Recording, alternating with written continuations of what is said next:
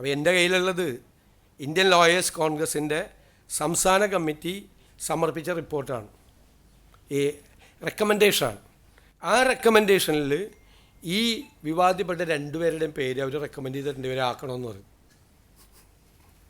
ഇതാണ് എൻ്റെ ലിസ്റ്റ്.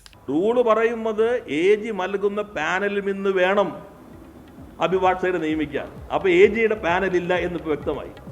2, ഇവർ നൽകിയ ലിസ്റ്റാണ് അടിസ്ഥാനം എന്ന് വ്യക്തമായി. 3, ആ ലിസ്റ്റ് വെച്ചിട്ടാണ് AGയുമായി ചർച്ച ചെയ്തത്. പ്രകടമായി ചട്ടലംഘനം, ഭരണഘടനാ ലംഘനം. കേരളത്തിൻ്റെ മുഖ്യമന്ത്രി ശ്രീ VD സതീശൻ ഉന്നയിക്കുന്ന വിഷയങ്ങൾക്കുള്ള മറുപടിയല്ല പൊതുവെ പറയുന്നത്. ഇപ്പോൾ പ്ലീഡറെ ലക്ഷണമൊത്ത ഒരു BJPക്കാരനെ നിശ്ചയിച്ചതുമായി ബന്ധപ്പെട്ട വിഷയം ഉയർത്തിയത് ഞങ്ങൾ മാത്രമല്ല, കോൺഗ്രസ് പാർട്ടിയിൽ നിന്ന് ഉയർത്തി. കോൺഗ്രസിൻ്റെ വിദ്യാർത്ഥി സംഘടന KSU ഉയർത്തി. ആ KSUവിനെ അപമാനിക്കുന്ന നിലയിലുള്ള ചില പ്രസ്താവനകൾ വന്നു എന്നാണ് ഞാൻ മനസ്സിലാക്കാൻ വേണ്ടി സാധിച്ചിട്ടുള്ളത്. അപ്പം അതിന് അദ്ദേഹം നൽകിയ മറുപടിയുണ്ട്. സംഘപരിവാറിന്റെ നേതാക്കന്മാർ മുഖ്യമന്ത്രിയുടെ ഓഫീസ് നിരങ്ങുകയാണ്. അടിമുടി സംഘപരിവാർ വൽക്കരണം, ചോദ്യങ്ങളോട് വ്യക്തതയില്ലാതെ ഉരുണ്ടുമാറ്റം. വിഴിഞ്ഞത്ത് അദാനി ഷെയറുകൾ വിറ്റതിൽ മുൻകൂർ അനുമതിയെക്കുറിച്ച് ചോദിക്കുമ്പോൾ മുൻ സർക്കാരിൻ്റെ കാലത്ത് കോവിഡിന് പണിമുടങ്ങിയതും പെനാൽറ്റിയും മറുപടി. സംഘപരിവാറുകാരനെ പ്ലീഡറാക്കിയതിലെ ചോദ്യത്തിന് ലോയേഴ്സ് കോൺഗ്രസിന്റെ ശുപാർശക്കത്ത് എടുത്തുകാട്ടി സത്യപ്രതിജ്ഞാ ലംഘനത്തെ വിശുദ്ധവൽക്കരിക്കുന്നു. മംഗലാപുരം യാത്രയെക്കുറിച്ച് ചോദിക്കുമ്പോൾ മൂകാംബിക ഭക്തി പറഞ്ഞ് ഇരവാദമുയർത്തുന്നു. ഭക്തിയും ക്ഷേത്രദർശനവും ആരും ചോദിക്കാത്ത കാര്യം.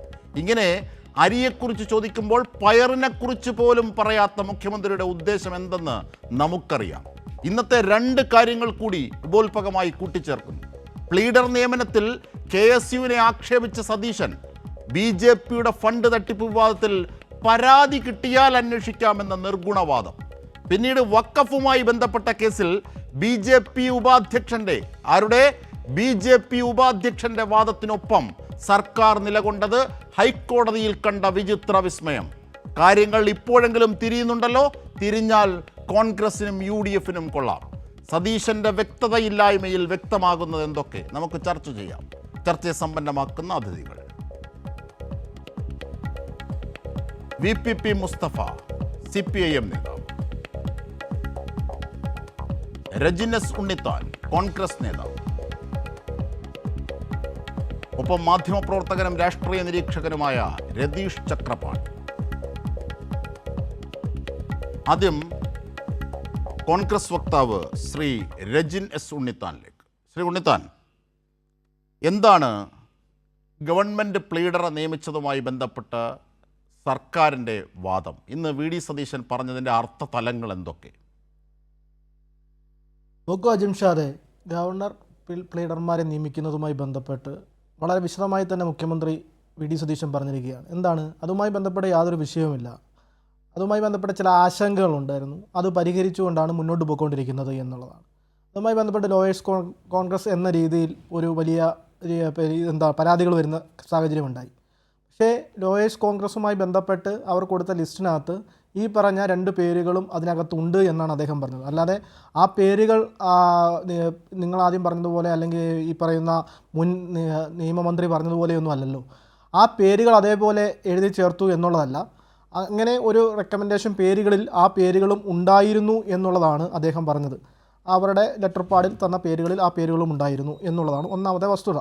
അതുമായി ബന്ധപ്പെട്ട് AGയുമായി ബന്ധപ്പെട്ട് ഏറ്റവും നല്ല രീതിയിൽ അവരുടെ ഭാഗത്തു നിന്നുള്ള അവരുടെ ഒരു കൈകാര്യം ചെയ്ത കേസുകളും അതുമായി ബന്ധപ്പെട്ട് മിടുക്കരായ ആളുകളെ നിയമിക്കാൻ ഉത്തരവാദിത്തപ്പെട്ട ഗവൺമെൻറ് ആകുമ്പോൾ അങ്ങനെ നിയമിച്ചാലേ പോകാൻ പറ്റത്തുള്ളൂ. അപ്പോൾ ആ ഭാഗവുമായി ബന്ധപ്പെട്ട് എന്താണ് അതുമായി ബന്ധപ്പെട്ടുള്ള വിവാദം എനിക്ക് മനസ്സിലാവുന്നില്ല. അത് ഈ ചട്ടപ്രകാരം AG നൽകുന്ന പട്ടികയിൽ നിന്നല്ലേ ഇത്തരത്തിൽ ശുപാർശ പോകേണ്ടത്? അതെ, അങ്ങനെയാണ്. അട്ടിമറിക്കുന്ന ഒരു സാഹചര്യത്തെ സംബന്ധിച്ച് ലോയേഴ്സ് കോൺഗ്രസിന്റെ ശുപാർശ കത്ത് ഉയർത്തിക്കാട്ടി ഇന്ന് മുഖ്യമന്ത്രി ഉയർന്ന വിവാദത്തിന് മറുപടി പറയാൻ ശ്രമിച്ചതാണ്. പക്ഷെ ചക്കിന് വെച്ചത് കൊക്കിന് കൊണ്ടു. അതിൽ സത്യപ്രതിജ്ഞാ ലംഘനമുണ്ട്. കാരണം ആരുടെയും പ്രീതിക്കോ ശുപാർശക്കോ അനുസരിച്ച് താൻ പെരുമാറില്ല എന്ന് സത്യപ്രതിജ്ഞ ചെയ്യുന്നു. അതാണ് ഓത്ത്. ഈ P. രാജീവ് മുൻ നിയമമന്ത്രി ചൂണ്ടിക്കാണിച്ചത് അതാണ്. അതിന് മറുപടി താങ്കൾക്ക് പറയാം. അതെ, അതിനകത്ത് അതിനകത്ത് ഈ പറയുന്ന കാര്യങ്ങളൊന്നുമില്ല. അത് എന്താണ് പറഞ്ഞത്? അത് നമ്മൾ ആദ്യം തന്നെ ആ പത്രസമ്മേളനം മുഴുവനായി കേട്ട ഒരാൾക്ക് മനസ്സിലാവും. ആ പത്രസമ്മേളനം മുഴുവനായി കേട്ടതാണ്. അതെ, അതിലൊരു ഭാഗമാണ് ഇപ്പോൾ കാട്ടി. അതെ, ആയിക്കോട്ടെ.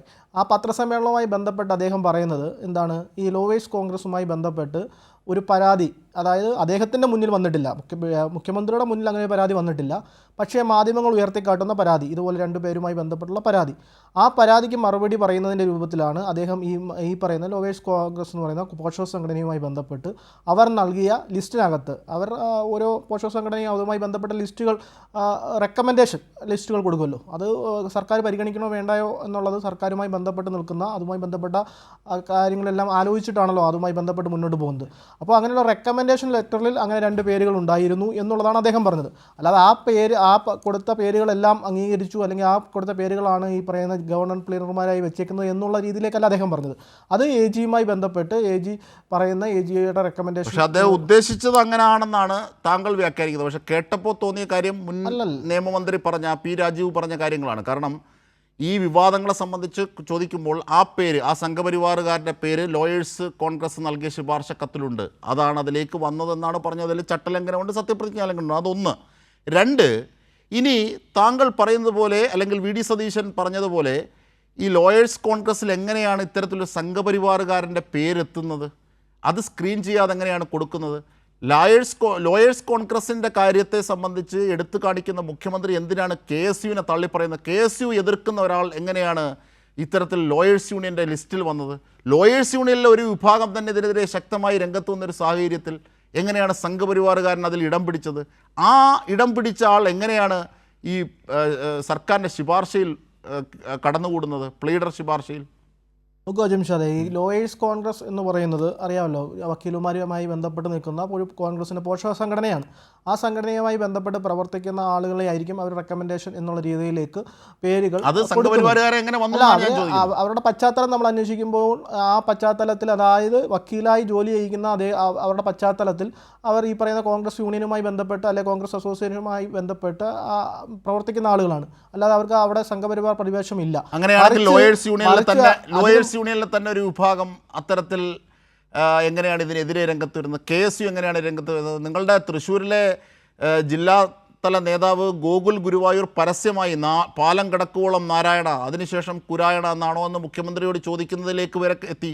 വളരെ ആർജവത്തോടുകൂടി കായികമായി പാർട്ടിക്ക് വേണ്ടി, നിങ്ങളുടെ പാർട്ടിക്ക് വേണ്ടി ഇടപെട്ടിരുന്ന ആളാണ് ഗോകുൽ ഗുരുവായൂർ. ആ പേരെടുത്ത് പറഞ്ഞത് അങ്ങനെ ഒരു സാഹചര്യങ്ങളുണ്ട്. അപ്പോൾ അങ്ങനെയുള്ള നിരവധി ഘടകങ്ങൾ നിങ്ങളുടെ പാർട്ടിയിൽ നിന്ന് തന്നെ അതിനെതിരെ രംഗത്ത് വന്നു. അതെ, അതെങ്ങനെ സംഭവിച്ചു? പാർട്ടിയുമായി ബന്ധപ്പെട്ട് സർക്കാരും പാർട്ടിയും എന്ന് പറയുന്നത് ഒരു ഭരിക്കുന്ന പാർട്ടിയുമായി ബന്ധപ്പെട്ട് സർക്കാരുമായി ബന്ധപ്പെട്ട് ഒരുപാട് ബന്ധങ്ങൾ ഉണ്ടെങ്കിൽ പോലും ഈ പാർട്ടി എല്ലാ കാര്യങ്ങളിലും സർക്കാർ വഴങ്ങി അല്ല, അങ്ങനത്തെ ഒരു പാർട്ടി അല്ലല്ലോ കോൺഗ്രസ് പാർട്ടി അല്ല UDF സംവിധാനം എന്ന് പറയുന്നത്. അത് നിങ്ങൾ മുൻ കീഴ്വഴക്കങ്ങൾ വെച്ചിട്ട് PSC പോലെയുള്ള സ്ഥാപനങ്ങളിൽ ഈ SFIക്കാരെ കുത്തിത്തിരികി കയറ്റിയതുപോലെയുള്ള ഒരു സംവിധാനം അല്ല. അങ്ങനത്തെ ഒരു സംവിധാനമായിട്ട് നോക്കുമ്പോഴാണ് ഒരു കാര്യം കൂടി, അത് മുൻമന്ത്രി P. രാജീവ് സൂചിപ്പിച്ചാണ്, ഇതിനെ കൂട്ടിച്ചേർക്കുന്നതാണ്. ഞാൻ താങ്കളുടെ മറുപടിയെ തടസ്സപ്പെടുത്തിയല്ല. അതായത് ഈ ഒരു സംഘപരിവാർക്കാരന് ഇങ്ങനെ ഉൾപ്പെട്ടതിന് അദ്ദേഹം പറഞ്ഞ ന്യായീകരണം ലോയേഴ്സിൻ്റെ ശുപാർശയിലുണ്ട്, ലോയേഴ്സ് കോൺഗ്രസിൻ്റെ ശുപാർശയിലുണ്ട്. 2, ഇതുമായി ബന്ധപ്പെട്ട് ഇപ്പോൾ താങ്കൾ സൂചിപ്പിച്ചു, ഇതുമായി ബന്ധപ്പെട്ട പ്രാഗൽഭ്യം തെളിയിക്കുന്ന അഡ്വക്കേറ്റിനെ സർക്കാർ നിരയിലെത്തിക്കുക എന്ന്. ഈ DS ശരത്തുമായി ബന്ധപ്പെട്ട് ഇപ്പോൾ ആരോപിക്കപ്പെട്ട ഈ സംഘപരിവാർ പശ്ചാത്തലമുള്ള സംഘപരിവാർ നേതാവായിരുന്ന ഒരാൾ എങ്ങനെ, എന്ത് മികവിൻ്റെ പേരിലാണ്, എന്ത് നിയമപരമായ മികവ് കാട്ടിയിട്ടാണ് അയാളെ റെക്കമെൻഡ് ചെയ്തത്? ഏതെങ്കിലും ഉണ്ടോ? അല്ല, അദ്ദേഹവുമായി ബന്ധപ്പെട്ട് അദ്ദേഹത്തിൻ്റെ ഒരു മിടുക്കനായ അഭിഭാഷകനാണെന്നാണ് എനിക്ക് കിട്ടുന്ന അറിവ് വെച്ച് നോക്കുകയാണെങ്കിൽ. അദ്ദേഹത്തിൻ്റെ പശ്ചാത്തലം എന്താണ് ഏതെങ്കിലും ഒരു നിർണായകമായ നാമിയായ കേസോ അല്ലെങ്കിൽ ഈ വിഷയത്തിൽ ഇന്ന വിഷയങ്ങളിൽ സർക്കാർ തുടർന്ന് അഭിമുഖീകരിക്കാൻ പോകുന്ന ഈ വിഷയത്തിൽ ഏറ്റവും പ്രാഗൽഭ്യം തെളിയിച്ച ഒരു വാദമുള്ള അഡ്വക്കേറ്റാണ് അയാൾ? സംഘപരിവാർ VD സതീശൻ തന്നെ പറഞ്ഞു, 3 CPIM പശ്ചാത്തലമുള്ളവർ, ഒരു BJP പശ്ചാത്തലമുള്ള ആളൊക്കെ പാർട്ടി മാറി ഇവിടേക്ക് എത്തി എന്ന് പറയുന്ന പോലെ പാർട്ടി മാറിയെത്തി എന്ന ഒരു വാദം വേണമെങ്കിൽ നിങ്ങൾക്ക് വാദത്തിനായി നിരത്താം. പക്ഷേ അപ്പോഴും ചോദിക്കുന്നത്, അങ്ങനെ വരുന്ന ഒരാളിനെ, സംഘപരിവാർ പശ്ചാത്തലത്തിൽ നിന്ന് വരുന്ന ഒരാളിനെ ഇത്ര പ്രീഷ്യസായി, ഇത്ര പവിത്രമായി അവിടേക്ക് എത്തിക്കേണ്ട എന്ത് പ്രാഗൽഭ്യമാണ് അയാൾ നിയമ നടപടിയിൽ കാണിച്ചിട്ടുള്ളത്, അയാളുടെ പ്രൊഫഷണൽ? അജിംഷാദെ, അതുമായി ബന്ധപ്പെട്ട് അദ്ദേഹം ഏത് രീതിയിലുള്ള കേസുകളാണ് കൈകാര്യം ചെയ്തതെന്നോ അദ്ദേഹം എന്ത് രീതിയിലാണ് പ്രാഗൽഭ്യം നേടിയതെന്നുള്ളതല്ല. ഇവിടെ നമ്മൾ നോക്കേണ്ടത് എന്താണ്? ഈ പറയുന്ന ഗവൺമെൻറ്റുമായി ബന്ധപ്പെട്ട് ഈ പറയുന്ന ആരോപണങ്ങളൊന്നും അടിസ്ഥാനമില്ല എന്നുള്ള രീതിയിലേക്കാണ് മുഖ്യമന്ത്രി വി ഡി സതീശൻ്റെ പത്രസമ്മേളനം നമ്മളിന്ന് കണ്ടത്. അതായത് ഈ പറയുന്ന ഈ ലോയേഴ്സ് കോൺഗ്രസുമായി ബന്ധപ്പെട്ട് വലിയ ആരോപണം നടക്കുന്നു എന്നുള്ളതായിരുന്നു കഴിഞ്ഞ ദിവസങ്ങളിലെ നിങ്ങളുടെയൊക്കെ വാർത്തകളെന്ന് പറയുന്നത്. ലോയേഴ്സ് കോൺഗ്രസ് പോലും അറിയാതെ മുഖ്യമന്ത്രി എടുക്കുന്ന തീരുമാനം അല്ലെങ്കിൽ ഗവൺമെൻറ് എടുക്കുന്ന തീരുമാനം, അവരെ ആരെയും പരിഗണിക്കാതെ എടുക്കുന്ന തീരുമാനം എന്നുള്ള രീതിയിലേക്ക് വലിയ രീതിയിലൊരു വാർത്തകളായിരുന്നു. പക്ഷേ അത്തരം വിവാദങ്ങളെ സംബന്ധിച്ച് മാധ്യമപ്രവർത്തകർ ചോദിച്ചപ്പോഴാണ് മുഖ്യമന്ത്രി കുടുക്കിൽ വീണത്. ഈ സത്യപ്രതിജ്ഞാ ലംഘനം പറയേണ്ടി വന്നത് അവിടെയാണ് അദ്ദേഹത്തിന്റെ ആ ഹോംവർക്കിന്റെ കുറവ് വരുന്നത്. ഒരിക്കലുമല്ല അദ്ദേഹത്തിന്റെ ഹോംവർക്കിന്റെ കുറവ് കൊണ്ടൊന്നല്ല. അവിടെ ഈ പത്രസമ്മേളനവുമായി ബന്ധപ്പെട്ട് ആ വിഷയം ഉന്നയിച്ചത് ആരായാലും, ഏത് പത്രക്കാരായാലും അതുമായി ബന്ധപ്പെട്ട് ആ മാധ്യമപ്രവർത്തകൻ അത് ഉന്നയിക്കുമ്പോൾ അത് സമർത്ഥിക്കേണ്ട ഉത്തരവാദിത്തപ്പെട്ട ഒരു മുഖ്യമന്ത്രിയുടെ രീതിയല്ലേ? കാരണം ജനങ്ങളെ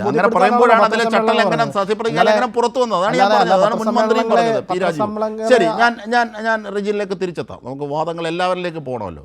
ശ്രീ VPP മുസ്തഫ, CPIM, അതായത് ഇപ്പോൾ ഉയർന്നിരിക്കുന്ന വിവാദം ലോയേഴ്സ് കോൺഗ്രസ് അറിയാതെയായിരുന്നു എന്നായിരുന്നു ഒരു കൂട്ടം മാധ്യമങ്ങൾ പ്രചരിപ്പിച്ചിരുന്നത്. വി ഡി സതീശൻ്റെ വാദപ്രകാരം, കോൺഗ്രസിൻ്റെ വാദപ്രകാരം, റെജിന സുന്നിത്താൻ്റെ വാദപ്രകാരം. പക്ഷേ അങ്ങനെയല്ല. ലോയേഴ്സ് യൂണിയൻ്റെ ശുപാർശ കത്തിൽ അതുണ്ട്. അതിൽ സത്യപ്രതിജ്ഞാ ലംഘനം നിങ്ങൾ ചൂണ്ടിക്കാണിക്കുന്നുണ്ട്. മുൻ മന്ത്രി P. രാജീവ് അടക്കം CPIM ചൂണ്ടിക്കാണിക്കുന്നുണ്ട് സത്യപ്രതിജ്ഞാ ലംഘനം. ഓക്കെ, അതവിടെ നിൽക്കട്ടെ. അത് നിൽക്കുമ്പോൾ തന്നെ അതിന് മറുപടി പറയുമ്പോൾ തന്നെ ഏറ്റവും പ്രധാനപ്പെട്ട മറ്റൊരു വശം, ലോയേഴ്സ് യൂണിയനിലെ തന്നെ ഒരു വിഭാഗം അതിനെ എതിർക്കുന്നുണ്ടായിരുന്നു. KSU അടക്കമുള്ളവർ അതിനെ എതിർക്കുന്നുണ്ടായിരുന്നു. അതിന് അദ്ദേഹം പറഞ്ഞത്, നിങ്ങളുടെ കാലത്തെ പോലെ ഇങ്ങനെ പാർട്ടി ശുപാർശകളെല്ലാം ഒരുപോലെ എടുത്ത് തലയിൽ വെക്കുന്ന രീതിയല്ല UDF സർക്കാരിന് വി ഡി സതീശൻ്റെതെന്നാണ് അദ്ദേഹം സമർത്ഥിച്ചത്. എന്താണ് അതിനുള്ള മറുപടി?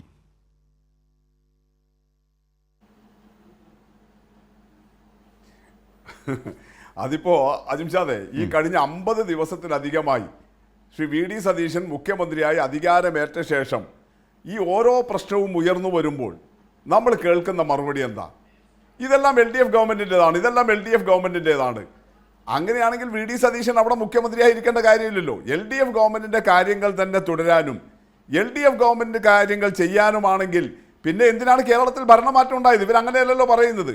LDF ഗവൺമെൻറ് ചെയ്തതെല്ലാം മഹാ അബദ്ധമായിരുന്നു, ജനവിരുദ്ധമായിരുന്നു, അത് നിയമങ്ങൾക്കും ചട്ടങ്ങൾക്കും വിരുദ്ധമായിരുന്നു, അത് മുഴുവൻ പാർട്ടിക്കാരെ കുത്തിനിറക്കലായിരുന്നു എന്ന് പറഞ്ഞവർ അത് പ്രചരിപ്പിച്ച് വോട്ട് വാങ്ങി ഞങ്ങളുടെ നയം നടപ്പിലാക്കുമെന്ന് പറഞ്ഞ് അധികാരത്തിൽ വന്നിട്ട് പിന്നെ ഓരോ വിഷയവും ഈ 50 ദിവസത്തിൽ എവിടെയാണ് ഈ ഗവൺമെൻറ് എടുത്ത ഒരു മന്ത്രിസഭാ യോഗം ചേർന്നാൽ അതിൻ്റെ തീരുമാനങ്ങൾ പുറത്തു വന്നാൽ ഉടനെ വിവാദങ്ങൾ പൊട്ടിപ്പുറപ്പെടുകയല്ലേ? 50 ദിവസം കൊണ്ട് തന്നെ ഇത്രയും വിവാദങ്ങൾ ഉണ്ടാക്കിയ ഒരു ഗവൺമെൻറ് കേരളത്തിൽ വേറെ ഏതാ ഉണ്ടാവുക? എന്നിട്ട് അത് മുഴുവൻ LDF ഗവൺമെൻറ്റിൻ്റെ പെരടിക്കിടുക, അതിൻ്റെ ചുമലിടുക എന്ന് പറയുന്നത് എന്തൊരു മണ്ടൻ ന്യായമാണ്. അത് ജനങ്ങളെ ബോധ്യപ്പെടുത്താൻ, അവരുടെ അണികളെ തന്നെ ബോധ്യപ്പെടുത്താൻ കഴിയുന്നില്ലല്ലോ. അതുകൊണ്ടല്ലേ KSU രംഗത്തിറങ്ങുന്നത്, അതുകൊണ്ടല്ലേ ലോയേഴ്സ് കോൺഗ്രസ് രംഗത്തിറങ്ങുന്നത്, അതുകൊണ്ടല്ലേ VM സുധീരൻ പുറത്തു വരുന്നത്, അതുകൊണ്ടല്ലേ advocate PM Niyas KPCC secretary പുറത്തു വരുന്നത്, അതുകൊണ്ടല്ലേ ഇതുപോലെ ചാനലിൽ കോൺഗ്രസിൻ്റെ വക്താക്കളായി വരുന്ന പലരും അവരുടെ സോഷ്യൽ മീഡിയ അക്കൗണ്ടുകളിൽ ഈ ഗവൺമെൻറ്റിൻ്റെ നടപടികൾക്കെതിരെ, വി ഡി സതീശൻ്റെ നടപടിക്കെതിരെ പരസ്യമായ പ്രതികരണങ്ങളിലേക്ക് വരുന്നത്. അപ്പം നിങ്ങൾ ഈ ജനാധിപത്യം എന്നൊക്കെ പറഞ്ഞിട്ട് ഇതെല്ലാം കോൺഗ്രസിൻ്റെ ജനാധിപത്യമാണ്, ഇതൊന്നും ജനാധിപത്യമല്ല ഉണ്ണിത്താനെ, ഇതൊക്കെ അരാജകത്വമാണ്. നിങ്ങളെ വലിയ ഭൂരിപക്ഷത്തിൽ അധികാരത്തിലേറ്റിയ ഒരു പാർട്ടി സംവിധാനവും അതിൻ്റെ തെരഞ്ഞെടുപ്പ് പ്രക്രിയയും നിങ്ങളുടെ പ്രചരണവും നടക്കുമ്പോൾ നിങ്ങൾ ഈ ജനാധിപത്യമൊന്നുമല്ലല്ലോ പറഞ്ഞത്. നിങ്ങളുടെ ഒരു മണ്ഡലത്തിൽ സ്ഥാനാർത്ഥി നിർത്തി നിങ്ങളെല്ലാം കൂടി അദ്ദേഹത്തെ അംഗീകരിച്ചു, ഒരു വിയോജിപ്പും പ്രകടിപ്പിച്ചില്ല, നിങ്ങൾ വോട്ട് വാങ്ങിച്ച് വന്നിട്ട് പിന്നെ ഓരോരുത്തരും ഭരണപക്ഷത്തിൻ്റെ ഭാഗമായിട്ട് ഓരോ വഴിക്ക് നീങ്ങുക, ഓരോരുത്തരും വ്യത്യസ്തമായ അഭിപ്രായങ്ങൾ പറയുക, എന്നിട്ട് അതെല്ലാം ഞങ്ങളുടെ പാർട്ടിയിലെ ജനാധിപത്യമാണെന്ന് പറയുക. ഇതിനെ ജനാധിപത്യം എന്നല്ല വിളിക്കുക, അധികാരത്തിൻ്റെ മത്തു പിടിച്ച അരാജകത്വമാണ്. കാരണം ഓരോരുത്തരും ഈ ഭരണം ഉപയോഗിച്ച് 10 വർഷം പുറത്തിരുന്ന് ഒരു പ്രയാസകരമായ സാഹചര്യത്തിലൂടെ കടന്നുപോയ ആളുകൾ ഭരണം കിട്ടിയപ്പോൾ ആർത്തി പിടിച്ച് ഇങ്ങനെ കൈയിട്ട് വാരാൻ വേണ്ടി നടക്കുക. അതിന് മുടക്കമുണ്ടാകുമ്പോഴുള്ള പൊട്ടലും ചീറ്റലുമാണ് ഈ കേൾക്കുന്നത്. അല്ലാതെ ഭരണത്തിൽ എല്ലാ കാര്യങ്ങളും വളരെ നേരാവണ്ണം നടക്കണം, സുതാര്യമായിട്ട് നടക്കണം, അങ്ങനെ വളരെ ജനാധിപത്യവും സുതാര്യവുമായ ഒരു ഭരണം വി ഡി സതീശൻ്റെ കാലത്തുണ്ടാകണം. അമ്മാതിരി സ്നേഹമൊന്നുമല്ല ഈ KSU ആയാലും ലോയേഴ്സ് കോൺഗ്രസ് ആയാലും VM സുധീരനായാലും നിയാസ് വക്കീലായാലും ഒന്നും പറയുന്നത്. അവരുടെ എല്ലാം അജണ്ട എന്ന് പറയുന്നത് അവരുടെയൊക്കെ വ്യാപാരം നടക്കണം, അവരുടെയൊക്കെ കച്ചവടം നടക്കണം. അതിന് വി.ഡി. സതീശൻ വേറെ കച്ചവടവുമായിട്ട് പോകുന്നു. അത് വലിയ ഹൈ ലെവൽ കച്ചവടമാണ്. നേരത്തെ അജിംഷാദ് സൂചിപ്പിച്ചതുപോലെ മംഗലാപുരം യാത്ര ഉൾപ്പെടെയുള്ള അദാനിയും അതുപോലെ വമ്പൻ ഭീമന്മാരുമായിട്ടുള്ള കച്ചവടമാണ്. അതാണ് നടന്നുകൊണ്ടിരിക്കുന്നത്. എത്ര ഭീകരമായ സാഹചര്യമാണ് നമ്മുടെ നാട്ടിൽ.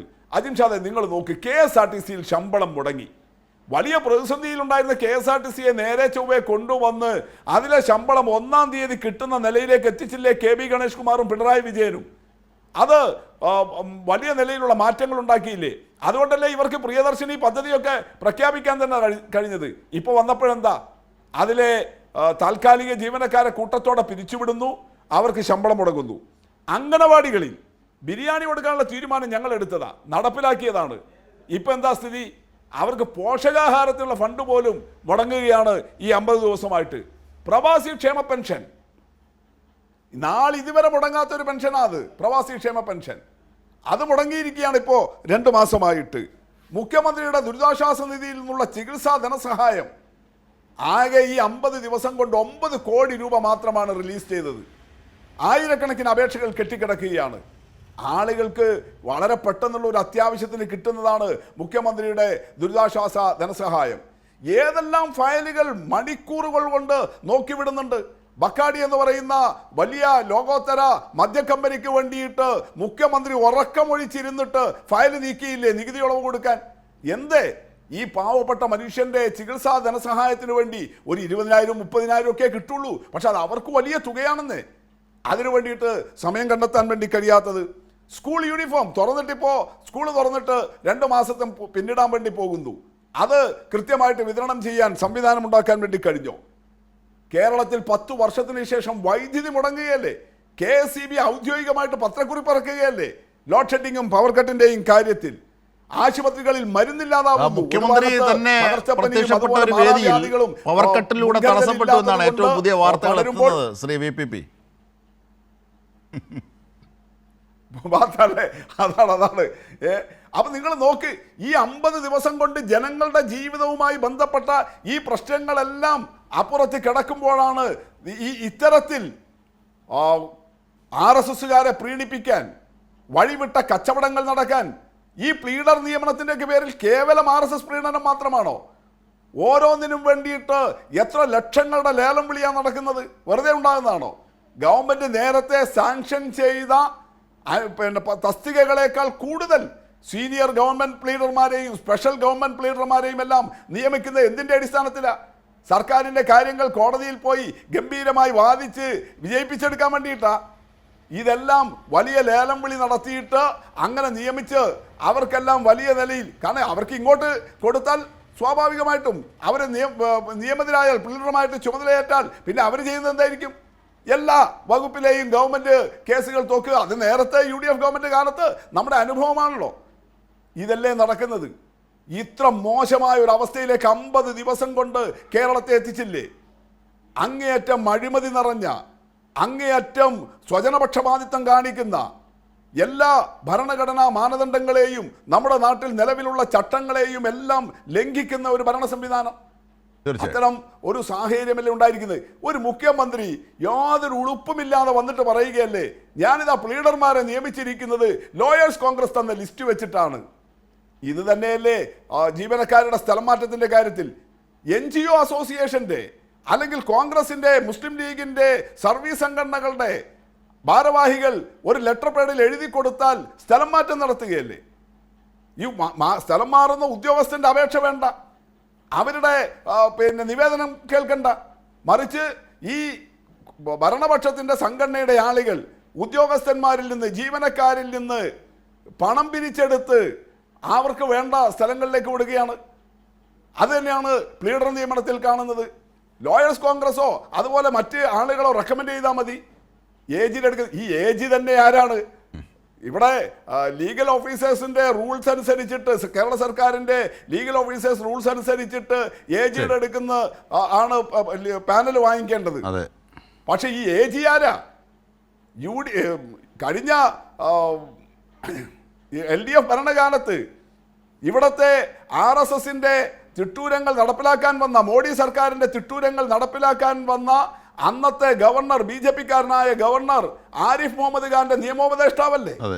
അയാളെ പിടിച്ചിട്ട് യാതൊരു പ്രയാസവുമില്ലാതെ രായ്ക്കുരാമാനം വി ഡി സതീശൻ തൻ്റെ അഡ്വക്കേറ്റ് ജനറലായിട്ട് നിയമിക്കുകയല്ലേ? എങ്ങനെയാ സാധിക്കുന്നത്?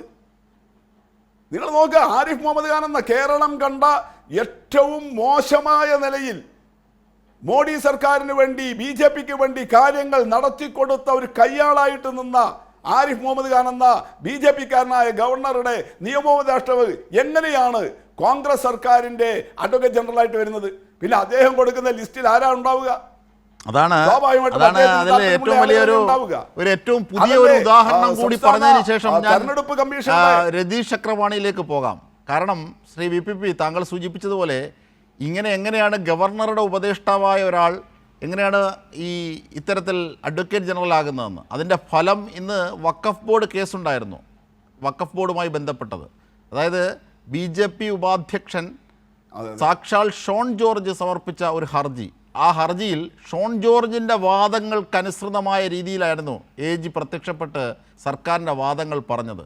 അപ്പോൾ കോടതി തന്നെ അത്ഭുതത്തോടെ ചോദിക്കുന്നു, ഇത് ഹർജിക്കാരൻ്റെ വാദങ്ങളാണല്ലോ എന്ന് പറഞ്ഞപ്പോൾ ഒരു പരിധിവരെ ഒരു പരിധിവരെ അത് ശരിയാണ് എന്ന് അഡ്വക്കേറ്റ് ജനറൽ സമ്മതിക്കുകയാണ് സർക്കാർ. ഇതൊക്കെ ജനങ്ങൾ കാണണം. മുസ്ലിം ലീഗ് അടക്കമുള്ളവർ മറുപടി പറയണം ഈ വിഷയത്തിലൊക്കെ. അത് വരുന്ന മണിക്കൂറുകളിൽ നമുക്ക് കാണാം. ഞാൻ VPP തിരിച്ചെത്താം. ശ്രീ രതീഷ് ചക്രപാണി, അതായത് ക്ഷേമ പദ്ധതികളുടെ കാര്യത്തിൽ ഒരു താല്പര്യവുമില്ല. എത്രയോ ക്ഷേമ പദ്ധതികൾ ഈ 2 മാസത്തിനുള്ളിൽ മുടങ്ങുന്നു. പക്ഷേ ബക്കാടിക്ക് വേണ്ടി, സംഘപരിവാറിന് വേണ്ടി വലിയ ഉത്സുകതയോടുകൂടിയുള്ള ഇടപെടലാണ് നടത്തുന്നതെന്നാണ് VPP പുസ്തകം പറഞ്ഞു വെച്ചതിൻ്റെ സാരം. ഇവിടെ AG നൽകുന്ന പാനലിൽ നിന്ന് വേണം ഇത്തരത്തിൽ പ്ലീഡർമാർക്കുള്ള ശുപാർശ പോകേണ്ടത്, സർക്കാർ നൽകേണ്ടത് എന്ന ചട്ടം നിലനിൽക്കെ എങ്ങനെയാണ് ലോയേഴ്സ് കോൺഗ്രസിൻ്റെ ശുപാർശ കത്തുയർത്തിക്കാട്ടി VD സതീശന് അതിനെ ന്യായീകരിക്കാനാകുന്നത്? അത് സത്യപ്രതിജ്ഞാ ലംഘനമല്ലേ? അവിടെ നിന്ന് നമുക്ക് തുടങ്ങാം.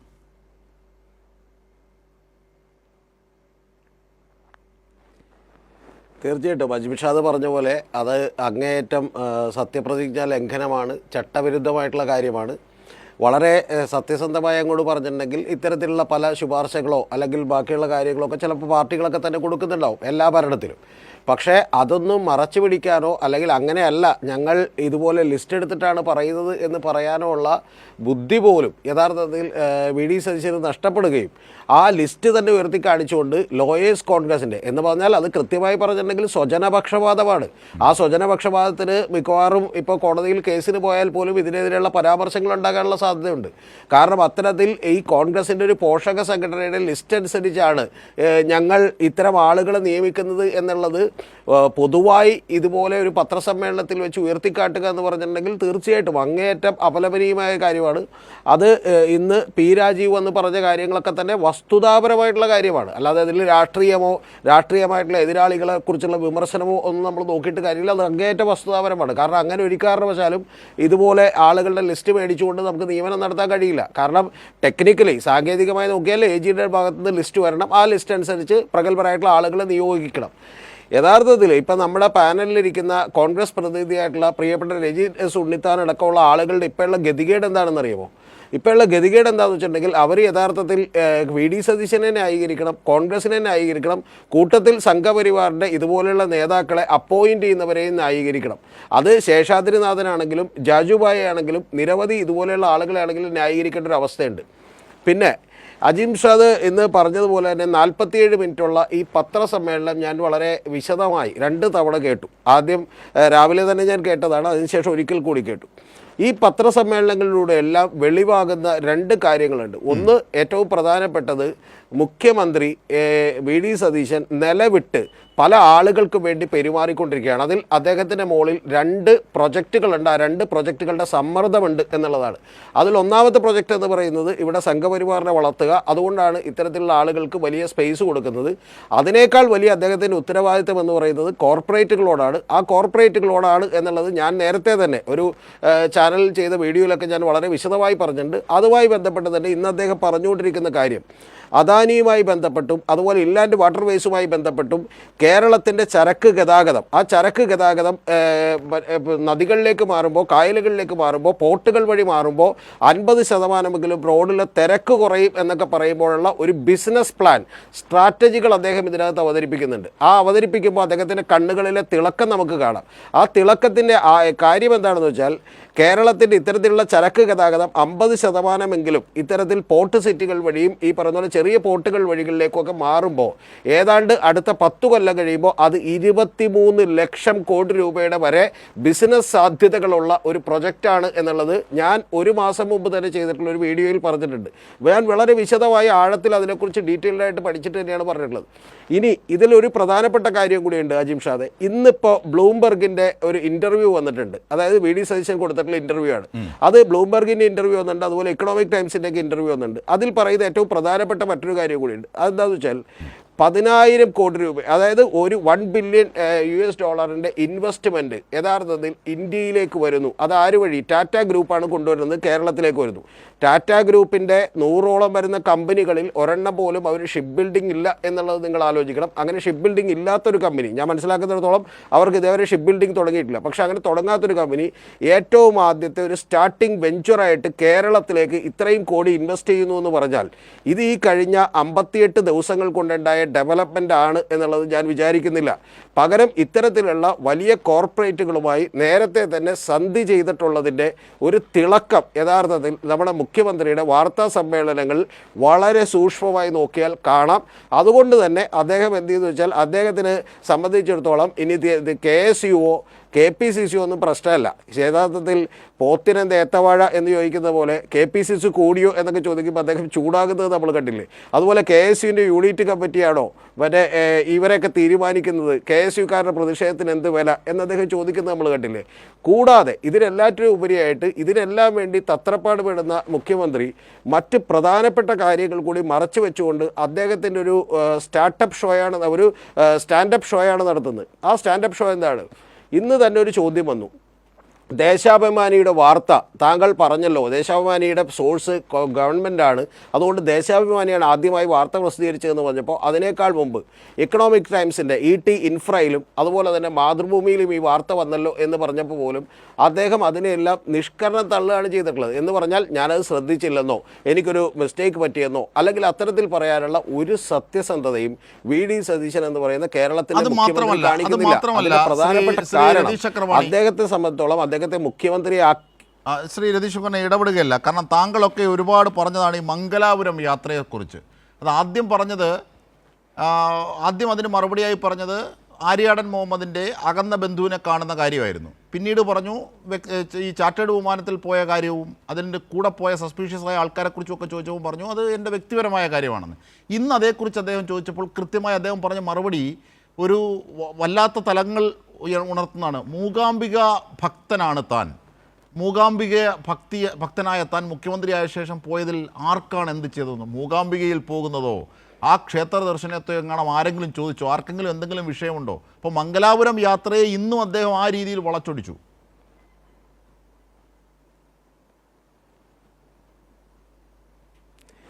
ആ വളച്ചൊടിച്ചതിൻ്റെ പിന്നിൽ അജിംഷാദെ വളരെ തന്ത്രപരമായ കാര്യങ്ങളുണ്ട്. ആ തന്ത്രപരമായ കാര്യം എന്താണെന്ന് വെച്ചാൽ VD സതീശൻ്റെ മൂകാംബിയിലേക്കുള്ള യാത്രയും മംഗലാപുരം യാത്രയും എതിർക്കുന്നത് CPM-ഉം അതുപോലെ ഇടതുപക്ഷ കക്ഷികളുമാണ്. അപ്പോൾ ആ എതിർക്കപ്പെടുന്നതിൻ്റെ പിന്നിലുള്ള കാരണമായി അദ്ദേഹം ഇൻഡയറക്റ്റ്ലി ഇവിടെയുള്ള നാട്ടുകാരെ പറ്റിക്കാൻ വേണ്ടി ചൂണ്ടിക്കാണിക്കുന്നത് അവരൊക്കെ വിശ്വാസത്തിനെതിരാണ് എന്ന് പറയുന്ന വളരെ കൃത്യമായിട്ടുള്ള ഒരു നരേറ്റീവ് ബിൽഡിംഗാണ് അദ്ദേഹം നടത്തുന്നത്. അതാണ് ഞാൻ പറഞ്ഞത്, ഈ 2 പ്രൊജക്റ്റുകൾ, ഒന്ന് കേരളത്തിലേക്ക് സംഘപരിവാർ സംഘടനകൾക്ക് വലിയ ബലം നൽകാനും അതുപോലെ കോർപ്പറേറ്റ് പദ്ധതികൾ ആവിഷ്കരിക്കാനുമുള്ള വലിയ പ്രൊജക്റ്റാണ് ഇവിടെ നടന്നുകൊണ്ടിരിക്കുന്നത്. അതുകൊണ്ട് തന്നെ അദ്ദേഹത്തെ മുഖ്യമന്ത്രിയാക്കിയതിൻ്റെ പിന്നിൽ KPCCക്കോ ഹൈക്കമാൻഡിനോ അല്ലെങ്കിൽ ബാക്കിയുള്ളവർക്കോ ഒന്നും വലിയ റോളില്ല. അപ്പം അതുകൊണ്ട് തന്നെ അവരിപ്പൊന്നും പറയണത് കേൾക്കണമെന്ന് യാതൊരു നിർബന്ധമില്ല. അതിന് കൂടെ അദ്ദേഹം മറ്റൊരു കാര്യം കൂടി പറയുന്നുണ്ട്. അതിൽ അദ്ദേഹം വളരെ കൃത്യമായി ഒരു നരേറ്റീവ് ബിൽഡ് ചെയ്തിട്ടുണ്ട്. ഞാൻ കൊല്ലൂർ മൂകാംബിക ദേവിയുടെ ഡിവോട്ടിയാണ്, അതിൽ നിങ്ങൾക്ക് എന്താ പ്രശ്നമെന്നാണ് ചോദിക്കുന്നത്. ഒന്ന്. ഇനി രണ്ടാമത്തെ കാര്യം എന്താ, ആളുകൾക്ക് പള്ളിയിൽ മോസ്കിൽ പോകാൻ പാടില്ലേ, ചർച്ചിൽ പോകാൻ പാടില്ലേ എന്നൊക്കെ ചോദിക്കുന്നുണ്ട്. ഇതിനൊന്നുമല്ല എതിർത്തത്, നിങ്ങൾ അവിടെ പോയതുമല്ല എതിർത്തത്, നിങ്ങൾക്ക് വേണ്ടി ആരാണ് ചാർട്ടർ ചെയ്ത വിമാനത്തിൽ പോകാനുള്ള പണം മുടക്കിയത് എന്ന ചോദ്യത്തിൽ നിന്ന് ഒഴിഞ്ഞു മാറുകയും നിങ്ങൾ വിശ്വാസത്തിനെതിരാണ് എന്ന് BJPയും സംഘപരിവാറും ഒക്കെ പറഞ്ഞുകൊണ്ടിരിക്കുന്ന അതേ ഭാഷ മറ്റൊരു തരത്തിൽ കുറച്ചുകൂടി മൈൽഡായി നേർപ്പിച്ച് വെള്ളം ചേർത്ത് അദ്ദേഹം പറഞ്ഞുകൊണ്ടിരിക്കുകയാണ് ചെയ്യുന്നത്. അതാണ് ഈ രണ്ട് പ്രൊജക്ടുകൾ നടപ്പാക്കുന്നതിൻ്റെ ചീഫ് എക്സിക്യൂട്ടീവ് ഓഫീസറാണ് യഥാർത്ഥത്തിൽ VD സതീശൻ എന്ന് പറയുന്ന മുഖ്യമന്ത്രി. തീർച്ചയായും. ശ്രീ രജനി ഉണ്ണിത്താൻ, മുഖ്യമന്ത്രി ഇത്തരത്തിൽ നിലവിട്ട് പെരുമാറുന്നത് രണ്ട് പ്രോജക്റ്റുകളുടെ അടിസ്ഥാനത്തിലാണ് ശ്രീ ചക്രപാണി സൂചിപ്പിച്ചത്. അത് ഒന്ന്, സംഘപരിവാറിന് സ്പേസ് കൊടുക്കുക, 3-ൽ നിന്ന് അവരെ 30 ആക്കുക. ഇത് ഞാൻ പറഞ്ഞല്ല, PM നിയാസ് തന്നെ ആരോപിച്ചതാണ് ശേഷാദ്രിനാഥൻ്റെ കാര്യത്തിൽ. അതവിടെ നിൽക്കുന്നു. VPP മുസ്തഫ പറയുന്നതും അതിൽ ചേർത്ത് വെക്കാവുന്ന കാര്യമാണ്. കാരണം ക്ഷേമ പദ്ധതികളോടൊരു താല്പര്യവുമില്ല, കോർപ്പറേറ്റുകളുടെ ഫയൽ നീക്കത്തിനാണ് താല്പര്യം. അപ്പോൾ സതീശൻ എങ്ങോട്ടാണ് നിങ്ങളെയൊക്കെ നയിച്ചുകൊണ്ട് പോകുന്നത്? നിങ്ങൾ അറിഞ്ഞിട്ടാണോ? നിങ്ങളുടെ രാഷ്ട്രീയവുമായി ചേരുന്നതാണോ അത്? രജനി ഉണ്ണിത്താൻ, ഇത് കോൺഗ്രസ് അസസ് ചെയ്യുന്നുണ്ടോ? നോക്കൂ അജിംഷാദെ, എനിക്ക് മറുപടി പറയണം, ഇടയ്ക്കിടപെടരുത് എന്നുള്ളതാണ് ആദ്യം പറയാനുള്ളത്. ഒന്ന്, ഇതിനകത്ത് VPP മുസ്തഫ വളരെ വിശദമായി തന്നെ കോൺഗ്രസിനെ വളരെ വിശദമായി തന്നെ വിമർശിക്കുന്ന ഒരു രീതി കണ്ടു. ജനാധിപത്യ സൗന്ദര്യമാണ് കോൺഗ്രസിലെ അഭിപ്രായ ഭിന്നത എന്നുള്ളതും, അഭിപ്രായം പറയുന്നത് ജനാധിപത്യ സൗന്ദര്യമാണെന്നും ഒക്കെ കോൺഗ്രസ്സുകാർ പറയുന്നു എന്നുള്ളതാണ്. എനിക്ക് പ്രിയപ്പെട്ട മുസ്തഫയോട് ചോദിക്കാനുള്ളത്, EP Jayarajan, PK Shrimati, KK Shailaja, ഇതെല്ലാം CPMൻ്റെ കേന്ദ്ര കമ്മിറ്റി അംഗങ്ങളാണ്. കഴിഞ്ഞ ദിവസങ്ങളിൽ എന്താണ് കേരളത്തിൽ നടന്നുകൊണ്ടിരുന്നത്? ഈ വിഴിഞ്ഞം വിഷയവുമായി ബന്ധപ്പെട്ട് അവിടുത്തെ MD ആയി മാറ്റുന്നതുമായി ബന്ധപ്പെട്ട് KK രാഗേഷ് ഉൾപ്പെടെയുള്ളവരുടെ അഭിപ്രായങ്ങൾക്ക് UDFന് അഭിപ്രായം പറയേണ്ട, അല്ലെങ്കിൽ CPMന് വേറെ ആർക്കും അഭിപ്രായം പറയേണ്ട, ഞങ്ങൾ തമ്മിൽ അങ്ങോട്ടും ഇങ്ങോട്ടും തമ്മിൽ തീർത്തോളാം എന്ന് പറഞ്ഞ് കേരളത്തിൽ നിൽക്കുന്ന ഒരു പാർട്ടിയുടെ പ്രതിനിധിയാണ് അദ്ദേഹം. മനസ്സിലായില്ലേ? ആ പാർട്ടിയുടെ പ്രതിനിധി വന്നിരുന്നിട്ടാണ് ഒരു കൈ ചൂണ്ടിക്കൊണ്ട് കോൺഗ്രസ്സിൽ അവിടെയൊക്കെ വിമർശിക്കുന്നു, കോൺഗ്രസ് അങ്ങനെയാണ്, കോൺഗ്രസിൻ്റെ ഇങ്ങനെയാണ് എന്നൊക്കെ പറയുന്നത്. എന്ത് ധാരണയുടെ പുറത്താണ്? അരിയാഹാരം കഴിക്കുന്ന ജനങ്ങളോടല്ലേ പറയുന്നത്?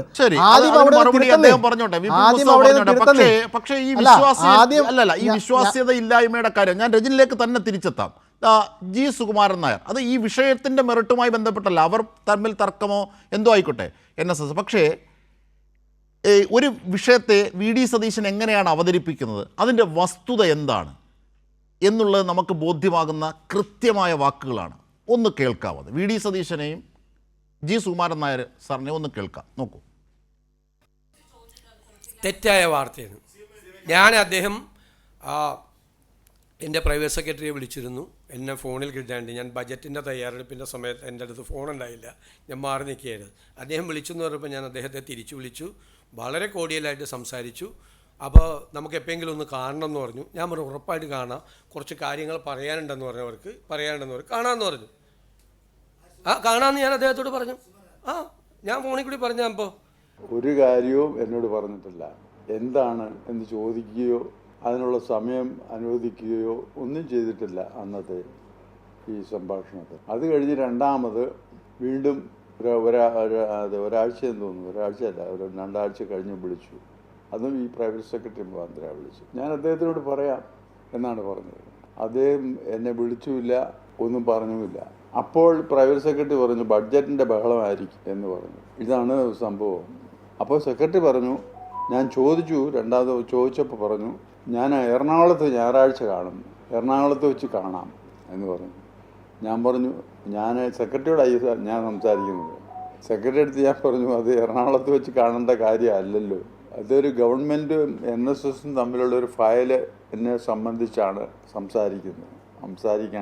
അത് സെക്രട്ടേറിയറ്റിൽ വെച്ച് ആ ഫയൽ ഉണ്ടാവുകയുള്ളൂ, സെക്രട്ടേറിയറ്റിലേ ഉണ്ടാവുകയുള്ളൂ. പിന്നെ അതിൻ്റെ ബന്ധപ്പെട്ട ഉദ്യോഗസ്ഥന്മാരും അവിടെ കാണുകയുള്ളൂ. അപ്പോൾ അവരുടെ കൂടെ സാന്നിധ്യത്തിൽ ആ കാര്യങ്ങൾ സംസാരിച്ച് എന്താണ് എന്നൊന്ന് വിശദീകരിക്കാൻ വേണ്ടിയിട്ട് ഒന്ന് അറിയാൻ വേണ്ടിയിട്ടാണ് അങ്ങനെ ഒരു അനുവാദം ചോദിച്ചത് എന്ന് ഞാൻ ഈ പ്രൈവറ്റ് സെക്രട്ടറിയോട് പറഞ്ഞു. അതിനുശേഷം യാതൊരു കോണ്ടാക്റ്റും ഇല്ല. ഈ ആദ്യം വിളിച്ചതല്ലാതെ ഈ രണ്ടാമത് പറഞ്ഞതിനെ സംബന്ധിച്ച് ഒരു വിവരവുമില്ല, ഒന്നും വിളിച്ചിട്ടില്ല. ദുഃഖകരമായി പറയട്ടെ, ഇതാണ് VD സതീശൻ. ഇങ്ങനെയാണ് കാര്യങ്ങൾ പ്രസൻറ്റ് ചെയ്യുന്നത്. അതിൻ്റെ വസ്തുത ഈ വരമ്പത്ത് കൂലി പോലെ ഇപ്പോൾ കിട്ടുന്നുണ്ട് ഈ ആധുനിക കാലമായതുകൊണ്ട്. ഇതാണ് രജനീസ് ഉണ്ണിത്താൻ. ഇത് ഈ നെഹ്റുവിയൻ സോഷ്യലിസത്തെയൊക്കെ നമ്മളും പ്രജ്ഞയിൽ വിശുദ്ധമായി സൂക്ഷിക്കുന്ന ഒരിടമാണ്. അതുകൊണ്ട് അങ്ങനെ പറയുന്നതിൽ ദുഃഖമുണ്ട്. പക്ഷേ ഇതാണ് വസ്തുതകൾ. ഇങ്ങനെയാണ് കാര്യങ്ങളെ അദ്ദേഹം വളച്ചൊടിക്കുന്നത്. ഇനി താങ്കൾക്ക് പറയാം പ്രതികരണം. ജിംഷാദെ, ഇതിനകത്ത് തന്നെ അതിനകത്ത് വസ്തുതകളല്ല രണ്ടുപേരും, അത് വി ഡി സതീശൻ ആയിക്കോട്ടെ, ബഹുമാനപ്പെട്ട സുകുമാരൻ നായർ സാർ ആയിക്കോട്ടെ, രണ്ടുപേരും പറയുന്നതിന് അതങ്ങ് കാര്യങ്ങളാണല്ലോ. ബജറ്റുമായി ബന്ധപ്പെട്ട തിരക്കിനെ പറ്റിയും കാണുന്ന എവിടെ വെച്ചാണെന്നുള്ള കാര്യങ്ങൾ അങ്ങനെയാണ് നമുക്ക് മനസ്സിലാക്കാൻ സാധിക്കുന്നത്. പിന്നെ ഇതിനകത്ത് വളച്ചൊടിച്ചുകൊണ്ട് അത് വേറൊരു രീതിയിലേക്ക് കൊണ്ടുവരേണ്ട ആവശ്യകത നമ്മളെ സംബന്ധിച്ചില്ലല്ലോ. അത് പിന്നെ ചില അജണ്ടകളുണ്ടെങ്കിൽ അത് നടപ്പിലാക്കിക്കോട്ടെ, കുഴപ്പമില്ല. പക്ഷേ എനിക്ക് പറയാനുള്ളത് ഇത്രയേ ഉള്ളൂ. എനിക്ക് പിന്നെ VPPയോട് ആദ്യം തൊട്ട് പറയാൻ ഒറ്റ കാര്യമുള്ളൂ. ഇതുകൊണ്ട് ഈ വിവാദങ്ങൾ കൊണ്ടൊക്കെ ഈ വിഴിഞ്ഞം തുറമുഖ പദ്ധതിയുമായി ബന്ധപ്പെട്ടുള്ള വിവാദങ്ങളും മറ്റു വിവാദങ്ങളോട് ഇപ്പോൾ നന്നായത് ആരാണെന്നറിയാമോ? ദേശാഭിമാനി പത്രമാണ് നന്നായത്. കാരണം എനിക്ക് തോന്നുന്നു അവർ സ്വതന്ത്രമായി ചിന്തിച്ചുകൊണ്ട് CPM ലൈൻ സ്വീകരിച്ച് എഴുതുന്നവരായിരുന്നെങ്കിൽ ഇപ്പോൾ എന്ന് രാവിലെ വൈകുന്നേരം വിളിച്ചു ചോദിക്കണം, അല്ലെങ്കിൽ AKG സെൻറ്ററിൽ വിളിച്ചു ചോദിക്കണം, പാർട്ടി സെക്രട്ടറി ചോദിക്കണം, ഞങ്ങൾ ഇത് എഴുതിക്കോട്ടെ, അല്ലെങ്കിൽ ഇങ്ങനെ എഴുതിയാൽ കുഴപ്പമുണ്ടോ എന്നൊക്കെ ചോദിച്ച് എഴുതേണ്ട അവസ്ഥയിലേക്ക് കേരളത്തിലെ ദേശാഭിമാനി പത്രം അവരുടെ എഡിറ്റോറിയൽ ഇപ്പം AKG സെൻറ്റർ എപ്പോഴും എഡിറ്റോറിയൽ CPM ആണെങ്കിൽ പോലും ഒന്നുകൂടെ ഉത്തരവാദിത്വം എനിക്ക് കൂടി, ഒന്നുകൂടി ഉത്തരവാദിത്വം ദേശാഭിമാനിയെ സംബന്ധിച്ച് കൂടി എന്നുള്ളതാണ് ഈ ഒരു വിവാദത്തെ സംബന്ധിച്ച് എനിക്ക് പ്രത്യേകമായി അദ്ദേഹത്തിന് ഓർമ്മിപ്പിക്കാനുള്ളത്. പാർട്ടി പത്രത്തിനും ലൈൻ, അതുപോലെ പാർട്ടിയുടെ നേതാക്കന്മാർക്ക് പല പല ലൈൻ, ഓരോരുത്തരും ഓരോ രീതിയിലുള്ള പ്രതികരണം. കേരള ഏത് ജനാധിപത്യ സൗന്ദര്യമാണ് അതൊക്കെ ആയിക്കോട്ടെ. ഈ പ്രിയോർ പെർമിഷൻ, അതായത് ഈ മുൻകൂട്ടിയുള്ള അനുമതി, അത് ശ്രദ്ധിക്കുക, അനുമതിയല്ല മുൻകൂട്ടിയുള്ള അനുമതി, ഇത് ലഭിച്ചിട്ടുണ്ടോ ഇവരുടെ ഷെയർ വിൽപ്പനയിൽ? ഇതിനാണ് താങ്കൾ ഈ ദേശാഭിമാനിയിലേക്കും ഒക്കെ ഓടുന്നത്. അതൊക്കെ അവിടെ നിൽക്കട്ടെ, അത് മാധ്യമപ്രവർത്തകരുടെ കാര്യം, അത് അവർക്ക് സംഭവിച്ചൊരു വീഴ്ചയാകാം, അവർ പരിശോധിക്കുന്നതിലെ ക്രോസ് ചെക്കിംഗ് വന്ന ഒരു വീഴ്ചയായിരിക്കും, അതൊക്കെ അവരുടെ പാർട്ടി സെക്രട്ടറി തന്നെ പറഞ്ഞു, അത് അല്ല പാർട്ടിയുടെ നിലപാട് എന്ന കാര്യം പറഞ്ഞു. പക്ഷേ ഇതിൻ്റെ വസ്തുത പരിശോധിക്കൂ. ഈ മുൻകൂട്ടിയുള്ള അനുമതി ലഭിച്ചിട്ടുണ്ടോ ഷെയർ വിൽപ്പനയിൽ? അത് 5(3) ക്ലോസ് 5(3) പ്രകാരവും പിന്നീട് ക്ലോസ് 5(9), അതായത് സമീപത്തങ്ങ് 250 കിലോമീറ്ററിൽ വേറെ ഒരു പോർട്ടൽ ഷെയർ പാടില്ല, ഇത് രണ്ടും ലംഘിക്കപ്പെട്ടിട്ടുണ്ടോ? മുൻകൂട്ടിയുള്ള അനുമതി നിങ്ങൾക്ക് ലഭിച്ചിട്ടുണ്ടോ? ഇതാണ് ചോദ്യത്തിൻ്റെ കാതൽ. ഇത് പറയാതിരിക്കാനാണ് VD സതീശൻ മുതൽ രജനീസ് ഉണ്ണിത്താൻ വരെ ഈ ഉരുണ്ട് പറയുന്നത്. അല്ലല്ല, മുൻകൂട്ടിയുള്ള അനുമതി എന്ന് പറയുന്നത് പിന്നെ അബ്ദുൽ ഷാദ് തന്നെ പറയുന്നുണ്ടല്ലോ, താങ്കൾക്കെല്ലാം അറിയാവുന്ന ആളല്ലേ, 5(3) അതിനകത്ത് തന്നെ പറഞ്ഞേക്കുന്നത് എന്താണ്? ഒരു സർക്കാരിൻ്റെ അനുമതി വാങ്ങിച്ചാൽ ശേഷം മാത്രമേ ഓഹരി വിൽക്കാൻ പറ്റുകയുള്ളൂ എന്ന്. അതിനകത്ത് ബഹുമാനപ്പെട്ട പ്രതിപക്ഷ നേതാവ് നിയമസഭയിൽ ചോദിച്ച ചോദ്യമല്ലേ, അദ്ദേഹത്തിന് മറുപടി കൊടുത്ത ആരാണ്? അറിഞ്ഞിട്ടുണ്ടോ? ഇല്ലെന്നല്ലേ മറുപടി? അതെ, അങ്ങനെയാണെങ്കിൽ അവർ ഗുരുതരമായ വീഴ്ച പറ്റിയില്ലേ? അതുമായി ബന്ധപ്പെട്ടാണല്ലോ അവരുമായി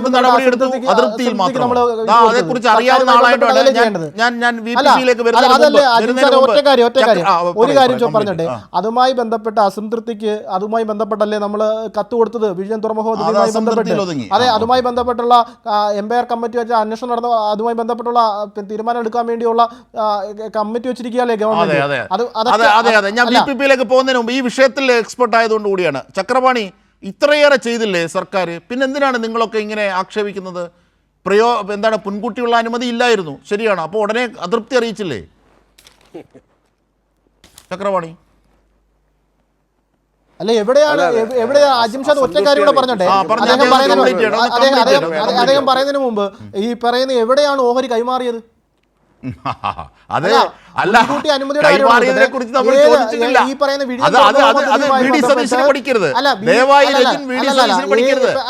ഇവിടെ ഓഹരി കൈമാറിയെന്ന് ആര് പറഞ്ഞു? എന്തിനാണ് സെബിയിൽ പോയത്? എന്തിനാണ് സർക്കാരിന്റെ മുൻകൂർ അനുമതിയില്ലാതെ സെബിയിൽ പോയത്? 25% ഓഹരികൾ വിൽപ്പന നടത്തണമെങ്കിൽ മുൻകൂട്ടിയുള്ള അനുമതി വേണമെന്ന് കരാറിലുണ്ട്. ഈ കൺസെഷൻ എഗ്രിമെന്റ് എന്നൊക്കെ പറഞ്ഞ് ഇദ്ദേഹം പറയുന്നതിലുണ്ട്. അങ്ങനെയാണെങ്കിൽ എന്തിനാണ് പോയത്? ഞാൻ അദ്ദേഹത്തിന്റെ സമയം എടുക്കുകയല്ല, അദ്ദേഹവുമായി ബന്ധപ്പെട്ട് അദ്ദേഹത്തിന് പിന്നെ വിശദീകരിക്കാനുള്ള സമയം കൊടുക്കും. അതിന് മുമ്പായിട്ട് ഞാൻ പറഞ്ഞു പൂർത്തീകരിക്കുന്നത് മാത്രമേ ഉള്ളൂ. ഞാൻ അദ്ദേഹത്തിന് വഴിയും കൊടുക്കും. ഒന്നാമത്തെ കാര്യം, ഈ പറയുന്ന ഈ വിഴിഞ്ഞം തുറമുഖ പദ്ധതിയുമായി ബന്ധപ്പെട്ട് ഈ 40 വർഷം എന്നുള്ള 45 വർഷമാക്കി കൊടുത്തത് ആരാണ്? ഏത് ഗവൺമെൻറ്റാണ്? ഈ വരുമാനവുമായി ബന്ധപ്പെട്ട് മുൻ ഗവൺമെൻറ് അല്ലേ? അതുപോലെ തന്നെ നിങ്ങൾ ഇപ്പോൾ വളരെ വിശദമായി തന്നെ പറയുന്നല്ലോ എത്ര വർഷം ഈ 5 വർഷത്തെ അതായത് ഈ ഗവൺമെന്റ് ഈ വിഴിഞ്ഞം തുറമുഖത്തിലെ അദാനി 2019-ലല്ലേ നിങ്ങൾ ആദ്യം തന്നെ ഇൻട്രോയിൽ തന്നെ പറഞ്ഞില്ലേ അല്ലല്ല എന്ത് ഘടകമാണ് എനിക്ക് കോവിഡ് ഒക്കെ കോവിഡ് ആയാലും പ്രളയമായാലും എല്ലാം നമ്മൾ അംഗീകരിക്കാം. 5 വർഷമാണോ കോവിഡും പ്രളയവും അതിന്റെ കാര്യം ഞാൻ പറഞ്ഞു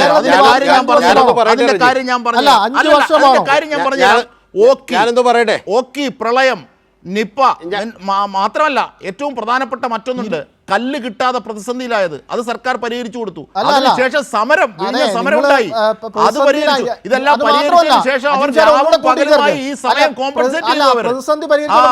അതാണ് അങ്ങനെ ഒരു ഘട്ടമുണ്ട്. അതൊക്കെ നിങ്ങൾ മറച്ചു വെക്കുകയാണ്. ഞാൻ ചക്രവാണിയിലേക്ക് ചക്രവാണി അതിനൊരു മറുപടി എനിക്ക് VPP-യിലേക്ക് പോകണം. ചക്രവാണി കേരള സർക്കാർ എഴുത്തള്ളി എന്ന് പറയും. അതല്ല എൻ്റെ വസ്തുത. പറയും ചക്രവാണി പ്ലീസ്. ഓക്കെ. ഇന്ന് VD സതീശൻ പറഞ്ഞിട്ടുള്ള ഒരു കാര്യം, അതായത് 5 കൊല്ലങ്ങൾ കൊണ്ടുള്ള ഇത്രയും ദിവസങ്ങളിൽ 12 ലക്ഷം രൂപ വീതം ഓരോ ദിവസത്തേക്ക് നഷ്ടപരിഹാരം നൽകണം. അപ്പോൾ അത് കണക്കൂട്ടിയിട്ടാണ് ഇപ്പോൾ ഇന്ന് റെജിനസ് ഉണ്ണിത്താനൊക്കെ ഇവിടെ വന്നേക്കുന്നത്. അതിൽ വലിയ സന്തോഷം. പക്ഷേ ഇതിൻ്റെ അടിസ്ഥാനം എന്താ? ഇപ്പം ഏറ്റവും ആദ്യം ഈ 5 കൊല്ലത്തേക്ക് നീട്ടിക്കൊടുത്തു എന്ന് പറയുമ്പോൾ കണ്ണടച്ച് ഇരുട്ടാക്കുകയും വെറുതെ വ്യാജമായിട്ടുള്ള ഒരു നിർമ്മിതി നടത്തുകയാണ് ഇവർ ചെയ്യുന്നത്. യഥാർത്ഥത്തിൽ കോവിഡ് വന്നതിൻ്റെ അടിസ്ഥാനത്തിൽ ഇന്ത്യയിൽ ഏറ്റവും കുറഞ്ഞത് ഞാൻ മനസ്സിലാക്കുന്നിടത്തോളം 150 പ്രൊജക്റ്റുകൾക്കെങ്കിലും ഇതുപോലെ 5 വർഷത്തേക്കുള്ള എക്സ്റ്റൻഷൻ കൊടുത്തിട്ടുണ്ട് ഇന്ത്യയിൽ, മറ്റ് ഗവൺമെൻറ്റുകളടക്കം. അപ്പോൾ അതൊക്കെ ഇപ്പോൾ ഇവിടെ കല്ല് കിട്ടാനില്ലായിരുന്നു, കോവിഡ് വന്നിരുന്നു, അതുപോലെ തന്നെ പ്രളയം വന്നിരുന്നു, സമരം നടന്നിരുന്നു. ഇതെല്ലാം കൂടി പരിഗണിക്കുമ്പോൾ 5 കൊല്ലം ന്യായമായി അവർക്ക് കൊടുക്കേണ്ടതാണ്. പിന്നെ റെജിനസ് ഉണ്ണിത്താൻ അറിയേണ്ടത് ഏത് കോൺട്രാക്റ്റ് ഞാനും വേറെ ആരോഗ്യമായിട്ട് വെക്കുകയോ അല്ലെങ്കിൽ ഏത് ബിസിനസ് എഗ്രിമെൻറ്റ് വെക്കുകയോ ചെയ്താലും അവരുടേതല്ലാത്ത കാരണങ്ങളാൽ, അതായത് എക്സ്റ്റേണൽ ഫാക്ടേഴ്സിൻ്റെ അടിസ്ഥാനത്തിൽ അത് വർക്ക് തടസ്സപ്പെട്ടിട്ടുണ്ടെങ്കിൽ ആ സമയം അവർക്ക് എക്സ്റ്റെൻഡ് ചെയ്ത് കിട്ടും. അത് കോടതിയിൽ പോയാലും കിട്ടും.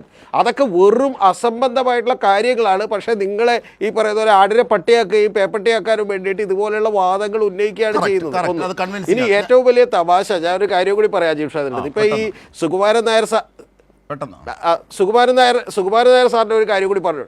സുകുമാരൻ നായരുടെ കാര്യത്തിൽ ഇപ്പം ഇവിടെ കാണിച്ചിട്ടുള്ളത് 2 ബൈറ്റ് മാത്രമാണല്ലോ. യഥാർത്ഥത്തിൽ എന്താ സംഭവിച്ചതെന്നറിയോ? കേൾക്കാം, പറഞ്ഞോളൂ. ഹലോ. യഥാർത്ഥത്തിൽ എന്താ സംഭവിച്ചത്? യഥാർത്ഥത്തിൽ സംഭവിച്ചേക്കുന്നത് അദ്ദേഹം 2 തവണ പ്രൈവറ്റ് സെക്രട്ടറി അങ്ങോട്ട് വിളിച്ചു. തിരിച്ച് 6 ദിവസം കഴിഞ്ഞപ്പോൾ, ശ്രദ്ധിക്കണോട്ടെ, അദ്ദേഹത്തിന് 80-85 വയസ്സുള്ള ഒരാളാണ്. സതീശനേക്കാൾ 10-12-13 വയസ്സ് കൂടുതലുള്ള ഒരാളാണ്, 10-20 വയസ്സ് കൂടുതലുള്ള ഒരാളാണ്. അദ്ദേഹത്തെ 6 ദിവസങ്ങൾ കഴിഞ്ഞപ്പോൾ തിരിച്ചു വിളിച്ചിട്ട് പറഞ്ഞത്, ഞാൻ മറ്റേയാൾ പറഞ്ഞതുകൊണ്ടാണ് എനിക്കന്ന് ഈ പറയുന്ന പോലെ തിണ്ണയിൽ കയറിയ കാര്യത്തിലൊക്കെ പ്രതികരിക്കേണ്ടി വന്നത് എന്ന് പറഞ്ഞു. അപ്പോൾ പോലും ആളാരാണെന്ന് നമുക്ക് ഊഹിക്കാം, പക്ഷേ ആളാരാണെന്ന് പറഞ്ഞിട്ടില്ല. പക്ഷേ അപ്പോൾ പോലും എന്തിനാണ് വിളിച്ചത്, എന്താണ് ആവശ്യം എന്നൊന്നും ചോദിച്ചില്ല. എന്നിട്ട് പൊടുന്നേരം തന്നെ ഫോൺ കട്ട് ചെയ്യുകയാണ് ചെയ്തിട്ടുള്ളത്. അതിനുശേഷം ഒരു 2 ആഴ്ച കഴിഞ്ഞപ്പോൾ വീണ്ടും സുകുമാരൻ നായർ VD സതീശൻ്റെ പ്രൈവറ്റ് സെക്രട്ടറി അങ്ങോട്ട് വിളിക്കുമ്പോൾ അദ്ദേഹം പറയുന്നൊരു വാചകം എന്ന് വെച്ചാൽ നമുക്ക് എറണാകുളത്ത് വെച്ച് കാണാം എന്നാണ്. അങ്ങനെ എറണാകുളത്ത് വെച്ച് കാണേണ്ട കാര്യമല്ല, ഇത് ഫയലിൻ്റെമായി ബന്ധപ്പെട്ടൊരു പ്രശ്നമാണ്, അതുകൊണ്ട് ഉദ്യോഗസ്ഥരതൊക്കെ കാണേണ്ടതാണ് എന്നുള്ളത് സുകുമാരൻ നായർ കൃത്യമായി പറയുമ്പോൾ അതിന് ചെവി കൊടുക്കാതെ, ഒരു ടൈം കൊടുക്കാതിരുന്ന VD സതീശൻ വളരെ ലളിതമായി നമ്മളെ തെറ്റിദ്ധരിപ്പിക്കാൻ വേണ്ടി വന്നിട്ട് ഇത് പറയുകയാണ്, പുള്ളി ഇങ്ങോട്ട് വിളിച്ചു, ഞാൻ തിരിച്ചു വിളിച്ചു, എപ്പോൾ വേണമെങ്കിലും നമുക്ക് കാണാം. അദ്ദേഹം വെറുതെ എപ്പോഴെങ്കിലും ഒന്ന് കാണണമെന്ന് പറഞ്ഞു. അങ്ങനെയല്ല, വളരെ കൃത്യമായിട്ടുള്ള ഒരു ഫയലിൻ്റെ അടിസ്ഥാനത്തിലുള്ള പ്രശ്നത്തിൽ കാണണമെന്ന് പറഞ്ഞാണ്. ഇനി ഒരു വാചകം കൂടി പറഞ്ഞ് ഞാനത് അവസാനിപ്പിക്കാം. RV ബാബുവിനും ശശികലക്കും ഒക്കെ വളരെ സ്വാഗതബോധുകയും അവരോടൊപ്പം നിന്ന് ഫോട്ടോ എടുക്കുകയും ചെയ്തിട്ടുള്ള ആൾ ഈ പറയുന്ന നമ്മുടെ അലോഷ്യസ് സേവർ എന്ന് പറയുന്ന KSUവിൻ്റെ സംസ്ഥാന പ്രസിഡന്റ് വിളിക്കുമ്പോൾ ഫോൺ എടുക്കുന്നില്ല. രണ്ടാമത്തത് PM നിയാസ് ഇത്രയും മാധ്യമങ്ങൾ കയറി ഇറങ്ങി യാചിച്ചിട്ട് പോലും ഇതുവരെ ഒരു അപ്പോയിൻമെൻറ്റ് കൊടുത്തിട്ടില്ല, സുകുമാരൻ നായർക്ക് കൊടുത്തിട്ടില്ല. പക്ഷെ അദ്ദേഹം നമ്മളെ മണ്ടനാക്കാൻ വേണ്ടി വളരെ ഗംഭീരമായി അഭിനയിക്കുകയാണ് ചെയ്യുന്നത്. പക്ഷെ എൻ്റെ സങ്കടം, ഈ അഭിനയത്തിന് മണിക്കൂറുകളുടെ വിശ്വാസ്യത മാത്രമേ ഉള്ളൂ എന്നുള്ളതാണ് ഏറ്റവും സങ്കടകരമായിട്ടുള്ള ഒരു കാര്യം എന്ന് പറയുന്നത്. അതാണ് ഒരു സാമുദായിക സംഘടനയുടെ നേതാവ് പറയുന്നു ഇത് നിയമപരമായ കാര്യമാണ്. പക്ഷേ അദ്ദേഹം എറണാകുളത്ത് വെച്ച് കാണാം, എല്ലാം മംഗലാപുരം യാത്രയുടെ സ്റ്റൈലിലാണ് മുഖ്യമന്ത്രി തിരിച്ച് പ്രതികരിക്കുന്നത്. എന്തോ ഒരു വിചിത്രമായ കാര്യമാണ്. റെജിനസ് ഉണ്ണിത്താനെ പോലെ വളരെ എറണാകുളത്ത് പാർക്കിൽ വെച്ച് കാണാൻ, സുഭാഷ് പാർക്കിൽ വെച്ച് കാണാമെന്നായിരിക്കും പുള്ളി ഉദ്ദേശിച്ചത്. അതെ.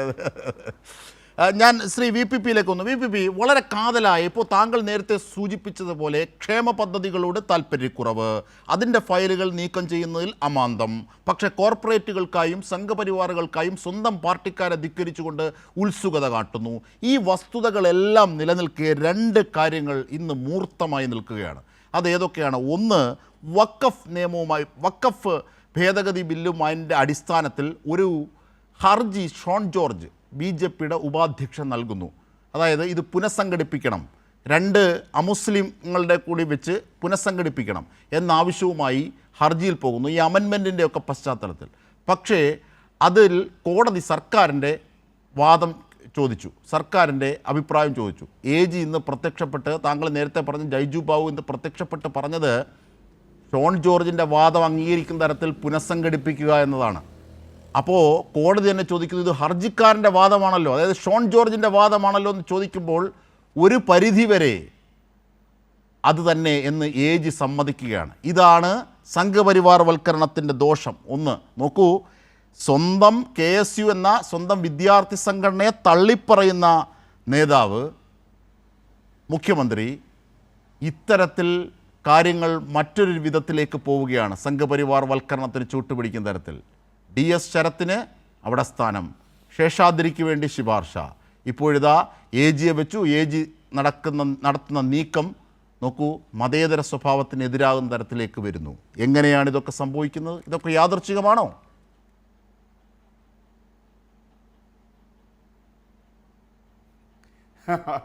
അത് യാദൃച്ഛികം എന്ന് ആർക്ക് പറയാൻ കഴിയും അജിംഷാദെ? നമ്മുടെ കൂടെ ഇപ്പോൾ ഇരിക്കുന്ന കോൺഗ്രസ് പ്രതിനിധിക്ക് പറയാൻ വേണ്ടി കഴിയുമോ? ഇതെല്ലാം VD സതീശൻ്റെ കൃത്യമായ അജണ്ടയാണെന്നേ ജനത പറഞ്ഞത്. ഇതൊന്നും അറിയാതെയോ അല്ലെങ്കിൽ എന്തെങ്കിലും തെറ്റിദ്ധാരണ കൊണ്ടോ സംഭവിക്കുന്നതല്ല. അദ്ദേഹം ഇവിടെ നടപ്പിലാക്കുന്നത് RSSൻ്റെ അജണ്ടകൾ തന്നെയാണ്. ഇപ്പോൾ മുഖ്യമന്ത്രി എന്നുള്ള നിലയിൽ ആർക്കും മുഖ്യമന്ത്രിയെ വന്ന് കാണാം. അദ്ദേഹം എല്ലാവരുടെയും മുഖ്യമന്ത്രിയാണ്. തീർച്ചയായിട്ടും കോൺഗ്രസിൻ്റെ നേതാവാണ് അദ്ദേഹമെങ്കിലും എല്ലാവരുടെയും മുഖ്യമന്ത്രിയാണ്. അതുകൊണ്ട് ഇടതുപക്ഷക്കാർക്കും അദ്ദേഹത്തെ പോയി കാണാം, വലതുപക്ഷക്കാർക്കും പോയി കാണാം, RSSകാർക്കും പോയി കാണാം, ഹിന്ദു ഐക്യവേദിക്കാർക്കും പോയി കാണാം. അതിലൊന്നും പ്രശ്നമില്ല. പക്ഷേ ഇവിടെ പ്രശ്നം എന്താ? RSSൻ്റെ അല്ലെങ്കിൽ ഹിന്ദു ഐക്യവേദിയുടെ ശശികലയെ പോലെയുള്ള ആളുകൾ നിവേദനം കൊടുക്കുന്നു എന്നുള്ളതല്ല. അത് മുഖ്യമന്ത്രിക്ക് കൊടുക്കട്ടെ. പക്ഷേ ആ കാര്യങ്ങൾ നടപ്പിലാക്കി കൊടുക്കുന്നയാളായിട്ട് VD സതീശൻ മാറുന്നു, കേരളത്തിൻ്റെ UDF മുഖ്യമന്ത്രി മാറുന്നു എന്നുള്ളതാണ്. നേരത്തെ നമ്മൾ വിചാരിച്ചത് BJPയുടെ ആശയങ്ങൾ നടപ്പാക്കാൻ BJPയുടെ ഒരു സർക്കാർ കേരളത്തിൽ വരേണ്ടി വരും എന്നുള്ളതാണ്. പക്ഷേ ഇപ്പോൾ നമ്മൾ കാണുന്നത് BJPയുടെ കാര്യങ്ങൾ നടപ്പിലാക്കി കൊടുക്കാൻ, RSSൻ്റെ ആശയങ്ങൾ കേരളത്തിൽ നടപ്പിലാക്കാൻ RSS BJP അധികാരത്തിൽ വരേണ്ടതില്ല, VD സതീശന്റെ സർക്കാർ നടപ്പിലാക്കി കൊടുക്കും. ഞാൻ ഒരു കാര്യം കൂടി ഒന്ന് ആഡ് ചെയ്തോട്ടെ ഞാൻ ഒരു കാര്യം കൂടി ആഡ് ചെയ്തോട്ടെ. അതായത് സ്വന്തം പാർട്ടിയെ, അതായത് വിദ്യാർത്ഥി സംഘടന KSUവിനെ ധിക്കരിച്ചുകൊണ്ട് DS ശരത്തിന് വേണ്ടി നിലപാടെടുത്ത VD സതീശൻ BJPയുടെ ഫണ്ട് തട്ടിപ്പ് വിവാദം സംബന്ധിച്ച് മാധ്യമങ്ങൾ ചോദിച്ചപ്പോൾ പോലീസിൽ പരാതി കിട്ടിയാൽ അന്വേഷിക്കാം എന്നാണ് മറുപടി പറഞ്ഞത് VD സതീശൻ. എന്താണ് അതിൻ്റെ അർത്ഥം? അല്ല, ആ പോയിന്റാണല്ലോ അജിംഷാദെ ഞാൻ പറഞ്ഞു വരുന്നത്. എന്ന് പറഞ്ഞാൽ RSSൻ്റെ കാര്യങ്ങൾ നടപ്പിലാക്കി കൊടുക്കുന്ന ഒരാളായിട്ട് അദ്ദേഹം മാറുന്നു. ഇത് നേരത്തെ ഇടതുപക്ഷം ഉന്നയിക്കുന്ന പ്രശ്നമാണ്. അദ്ദേഹത്തിൻ്റെ പരവൂരിലെ പഴയ RSS ബന്ധം തൊട്ട് അവിടെ RSS മേധാവിയുടെ ചിത്രത്തിന് മുന്നിൽ താണുവണങ്ങി നിലവിളക്ക് കൊടുത്ത് ഇതൊക്കെ യാദൃച്ഛികമായിട്ട് സംഭവിച്ചു പോയ ഒന്നല്ല. ഒരു മുതിർന്ന ഒരാളോട് ഉള്ള ഒരു ബഹുമാനത്തിൻ്റെ ഭാഗമായിട്ടല്ല, മറിച്ച് കൃത്യമായിട്ട് എങ്ങനെയാണ് RSSൻ്റെ അജണ്ടകൾ നടപ്പിലാക്കി കൊടുക്കുന്ന കൈകാര്യകർത്താവായിട്ട് VD സതീശൻ മാറിയിരിക്കുന്നത്. അദ്ദേഹം കോൺഗ്രസ് നേതാവായിരിക്കുമ്പോൾ, MLA ആയിരിക്കുമ്പോൾ, പ്രതിപക്ഷ നേതാവായിരിക്കുമ്പോൾ അത് ചെയ്തിരിക്കുന്നു. ഇപ്പോൾ അങ്ങനെ വന്നിരിക്കുന്നു. അതിൻ്റെ കൃത്യമായ തെളിവാണല്ലോ. ഇന്നേ വരെ VD എന്നതിൻ്റെ പൂർണ്ണ രൂപം എവിടെയും ഉപയോഗിച്ചിട്ടില്ലാത്ത, കാരണം അദ്ദേഹം 6 തവണ MLA ആയല്ലോ. 6 തവണ MLA ആയപ്പോൾ ഉപയോഗിക്കാത്ത ഈ VD എന്നതിൻ്റെ പൂർണ്ണ രൂപം എങ്ങനെയാണ് അദ്ദേഹം മുഖ്യമന്ത്രിയായ ആദ്യത്തെ തവണയുള്ള സത്യപ്രതിജ്ഞയിൽ വരുന്നത്? അപ്പോൾ കൃത്യമായിട്ട് RSSൻ്റെ അജണ്ട അനുസരിച്ചിട്ടുള്ള ജാതീയമായ ആളുകളെ പിരിക്കുകയും എന്നിട്ട് വർഗീയമായി ഏകീകരിക്കുകയും ചെയ്യുക എന്ന് പറയുന്ന RSSൻ്റെ അജണ്ടയുടെ നടത്തിപ്പുകാരനായിട്ട് അദ്ദേഹം മാറുകയാണ്. അതിൻ്റെ തെളിവാണ് എല്ലാ കീ പോസ്റ്റുകളിലേക്കും RSS പക്ഷപാതിത്വമുള്ളവരെ നിയമിക്കുന്നത്. ഇതല്ലേ കേന്ദ്രത്തിൽ മോഡി സർക്കാർ ചെയ്യുന്നത്? ഭരണയന്ത്രത്തിൻ്റെ എല്ലാ തലങ്ങളിലും RSSന്റെ ആശയങ്ങൾ നടപ്പിലാക്കാൻ കഴിയുന്ന വിധത്തിൽ RSS പക്ഷപാതിത്വമുള്ളവരെ നിയമിക്കുക. അത് തെരഞ്ഞെടുപ്പ് കമ്മീഷൻ തൊട്ട് എല്ലാ രംഗങ്ങളിലും കേന്ദ്ര സർക്കാരിൻ്റെ ഭരണയന്ത്രത്തിൻ്റെ ഭാഗമായിട്ട് നമ്മൾ കാണുന്നു. ഇവിടെ RSS അധികാരത്തിൽ വന്നിട്ടില്ല, പക്ഷേ VD സതീശൻ അത് നടപ്പിലാക്കി കൊടുക്കുന്നതിനുള്ള അങ്ങനെയല്ലേ അവർ ഭൂരിപക്ഷം നേടിയത് തന്നെ. ഈ പറയുന്ന 102 സീറ്റിലേക്ക് വരുമ്പോൾ ഏതാണ്ട് 60 മണ്ഡലങ്ങളിൽ BJPയുടെ വോട്ടിൽ കുത്തനെ കുറവുണ്ടാകുന്നു. BJP ജയിച്ച 3 മണ്ഡലങ്ങളിൽ UDF 3ാം സ്ഥാനത്ത് പോകുന്നു. ഇതെല്ലാം നമ്മുടെ മുന്നിലെ കൃത്യമായ കണക്കുകളല്ലേ. ഇതെല്ലാം വെച്ച് നോക്കുമ്പോൾ വളരെ ശരിയായ നിലയിൽ ആളുകൾ ഉന്നയിക്കുന്ന വിമർശനം, കോൺഗ്രസിനകത്ത് നിന്ന് ഉയർന്നു വന്നിട്ടുള്ള വിമർശനം, അത് RSSന്റെ നിലപാടുകളാണ് VD സതീശൻ സ്വീകരിക്കുന്നത്. RSSന്റെ കൈകാര്യകർത്താവായിട്ട് അദ്ദേഹം മാറുന്നു എന്നുള്ളത്. അതുകൊണ്ടല്ലേ ഈ നേരത്തെ പറഞ്ഞ മംഗലാപുരം യാത്ര വേറെയായിരുന്നു, മൂകാംബിക യാത്ര വേറെയാണ്. മൂകാംബികയിൽ അദ്ദേഹം പോയത് ഈ കഴിഞ്ഞ ദിവസമാണെന്നേ, ഒരു 10 ദിവസത്തിന് മുമ്പാണ് അദ്ദേഹം പോയത്. പക്ഷേ മംഗലാപുരത്ത് പോയത് 1.5 മാസം മുമ്പാണ്. രണ്ടും 2 യാത്രയല്ലേ. എന്തിനാണ് അദ്ദേഹം ആളുകളെ തെറ്റിദ്ധരിപ്പിക്കുന്ന നിലയിൽ പറയുന്നത്? അതുകൊണ്ടല്ലേ ശ്രീ സുകുമാരൻ നായരെ പോലെ NSSന്റെ ഉന്നത സ്ഥാനത്തിരിക്കുന്ന ഒരാൾക്ക് മുഖ്യമന്ത്രി കള്ളം പറയുന്നു എന്ന് പറയേണ്ടി വരുന്നത്. ഞങ്ങളിപ്പോൾ രാഷ്ട്രീയമായിട്ട് ആക്ഷേപിക്കുന്നത് മനസ്സിലാക്കാം, ഭരണപക്ഷം പ്രതിപക്ഷം. പക്ഷേ സുകുമാരൻ നായരെ പോലെ ഒരാൾ മുഖ്യമന്ത്രി കള്ളം പറയുകയാണ് എന്ന് പറയുന്ന ഒരു സാഹചര്യം ഉണ്ടായിത്തീരുന്നത് എന്തുകൊണ്ടാണ്? അദ്ദേഹം അത്രമാത്രം നേരത്തെ പ്രതിപക്ഷ നേതാവായിരിക്കുമ്പോൾ ശരി, ചിലപ്പോൾ ഒരു ഹൈപ്പ് കിട്ടാൻ വേണ്ടിയിട്ട് വായിക്ക് തോന്നിയതെല്ലാം അദ്ദേഹം അന്നത്തെ ഭരണപക്ഷമായ LDFനെതിരെ വിളിച്ചു പറഞ്ഞു, CPMനെതിരെ വിളിച്ചു പറഞ്ഞു, അന്നത്തെ മുഖ്യമന്ത്രിക്കെതിരെ വിളിച്ചു പറഞ്ഞു. പക്ഷെ ഇന്ന് അദ്ദേഹം ഇരിക്കുന്നത് കുറെ കൂടി ഉത്തരവാദിത്വം, പ്രതിപക്ഷ നേതാവിൻ്റെ പോസ്റ്റും ഉത്തരവാദിത്വമുള്ളതാണ്, ക്യാബിനറ്റ് റാങ്കാണത്, പൊതുസമൂഹത്തോടാണ് കാര്യങ്ങൾ അവതരിപ്പിക്കുന്നത്. പക്ഷെ പോട്ടെ, VD സതീശൻ്റെ ഒരു ശൈലി വെച്ച് അങ്ങനെ നടത്തുന്നു എന്ന് പറയാം. പക്ഷെ ഇപ്പോൾ അതല്ലല്ലോ. ഇപ്പോൾ അദ്ദേഹം ഭരണയന്ത്രത്തിൻ്റെ ഭാഗമല്ലേ, എക്സിക്യൂട്ടീവിൻ്റെ ഭാഗമല്ലേ. അങ്ങനെ എക്സിക്യൂട്ടീവിൻ്റെ അധികാരിയായിട്ട് ഇരിക്കുന്നയാൾ ഈ പറഞ്ഞ നിലയിൽ പെരുമാറുന്നത് എന്തുമാത്രം അപകടകരമായ സാഹചര്യം സൃഷ്ടിക്കും. മുഖ്യമന്ത്രി തന്നെ കള്ളത്തരം കാണിക്കുന്നു, കള്ളം പറയുന്നു എന്ന് വന്നു കഴിഞ്ഞാൽ പിന്നെ ഇവിടെ എന്തായിരിക്കും ബാക്കിയുള്ളവരുടെ അവസ്ഥ? എങ്ങനെയാണ് നമ്മുടെ നാട് നീങ്ങുക? എത്ര അപകടകരമായ സാഹചര്യത്തിലേക്കാണ് കേരളീയ പൊതുസമൂഹം എത്തിച്ചേരുക? തീർച്ചയായും. അതുകൊണ്ടാണ്, അല്ലാതെ ഞങ്ങൾ ഈ ഗവൺമെന്റ് ഇപ്പം 50 ദിവസമേ ആയിട്ടുള്ളൂ എന്നാൽ പിന്നെ ഇപ്പം തന്നെ ഈ ഗവൺമെന്റിനെ കുറിച്ച് ധാരാളം വിമർശനങ്ങളും പ്രതിഷേധങ്ങളും, അങ്ങനെയല്ല. അത് പിണറായി വിജയൻ വ്യക്തമാക്കിയതാണല്ലോ. ഞങ്ങൾ കുറച്ച് മാസങ്ങൾ തന്നെ ഈ ഗവൺമെന്റിന്റെ പ്രവർത്തനങ്ങൾ നിരീക്ഷിക്കണം. തുടക്കത്തിൽ വേറെ ഞങ്ങളുടെ ഭാഗത്തു നിന്നുള്ള ഒച്ചപ്പാടൊന്നും വേണ്ടതില്ല എന്നാണ് കരുതി നിന്നത്. പക്ഷേ ഈ 50 ദിവസം കൊണ്ട് VD സതീശൻ എടുത്ത നിലപാടുകൾ, നടപടികൾ, അതല്ലേ പ്രശ്നമാകുന്നത്. പ്രതിപക്ഷമായി നിലനിൽക്കാൻ ആണ് ഇപ്പോഴും ആഗ്രഹിക്കുന്നത്. പക്ഷെ അപ്പോഴും ഈ രീതിയിലേക്ക് വളരെ ഗൗരവവും മൂർത്തവുമായ സാഹചര്യങ്ങൾ സംഘപരിവാറുകൾക്ക് വേണ്ടിയിട്ടായാലും പൊതു താല്പര്യം ഹനിച്ചുകൊണ്ട് കോർപ്പറേറ്റുകൾക്ക് വേണ്ടിയായാലും VD സതീശൻ ഇങ്ങനെ നഗ്നമായി നിൽക്കുന്നതാണ്. അത് കോൺഗ്രസിൻ്റെ തന്നെ രാഷ്ട്രീയത്തിനെതിരാണ് എന്നുകൂടിയാണ് VP മുസഫ് പറഞ്ഞു വെക്കുന്നത്. ശ്രീ രതീഷ് ചക്രപാണി, അതായത് ഈ സംഘപരിവാർ താല്പര്യങ്ങൾ അനുദിനം ഇങ്ങനെ പുറത്തേക്ക് വരികയാണ്. സ്വന്തം പാർട്ടിയെ തിരുത്താൻ ശ്രമിക്കുന്നു, KSUവിനെ തിരുത്താൻ ശ്രമിക്കുന്ന ആൾ എങ്ങനെയാണ് BJPയുടെ ഫണ്ട് വിവാദം അത് അന്വേഷിക്കണമെങ്കിൽ പരാതി കിട്ടട്ടെ എന്ന നിലപാട് സ്വീകരിക്കുന്നത്? വഖഫ് ബോർഡിന് വേണ്ടി BJPക്ക് ഉള്ള വാദം എങ്ങനെയാണ് സർക്കാർ അഭിഭാഷകനുണ്ടാകുന്നത്? ഇതൊക്കെ യാദൃശികമാണോ ശ്രീ ചക്രപാണി?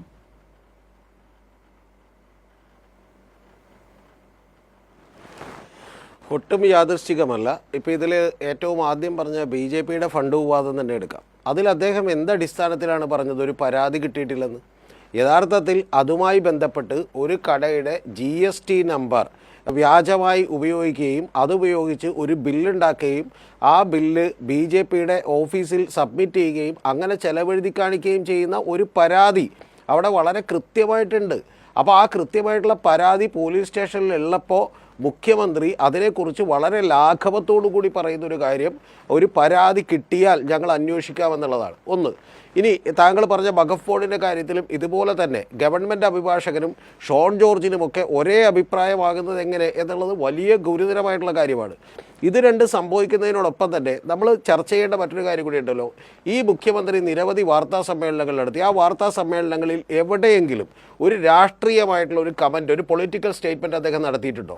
അദ്ദേഹം ഏതാണ്ട് മുഖ്യമന്ത്രി എന്ന് പറയുന്ന ഒരു ഉദ്യോഗസ്ഥനാണ് എന്നുള്ള മട്ടിൽ വളരെ ടെക്നിക്കലായി യാന്ത്രികമായിട്ടുള്ള കാര്യങ്ങൾ മാത്രം പറയാണ്.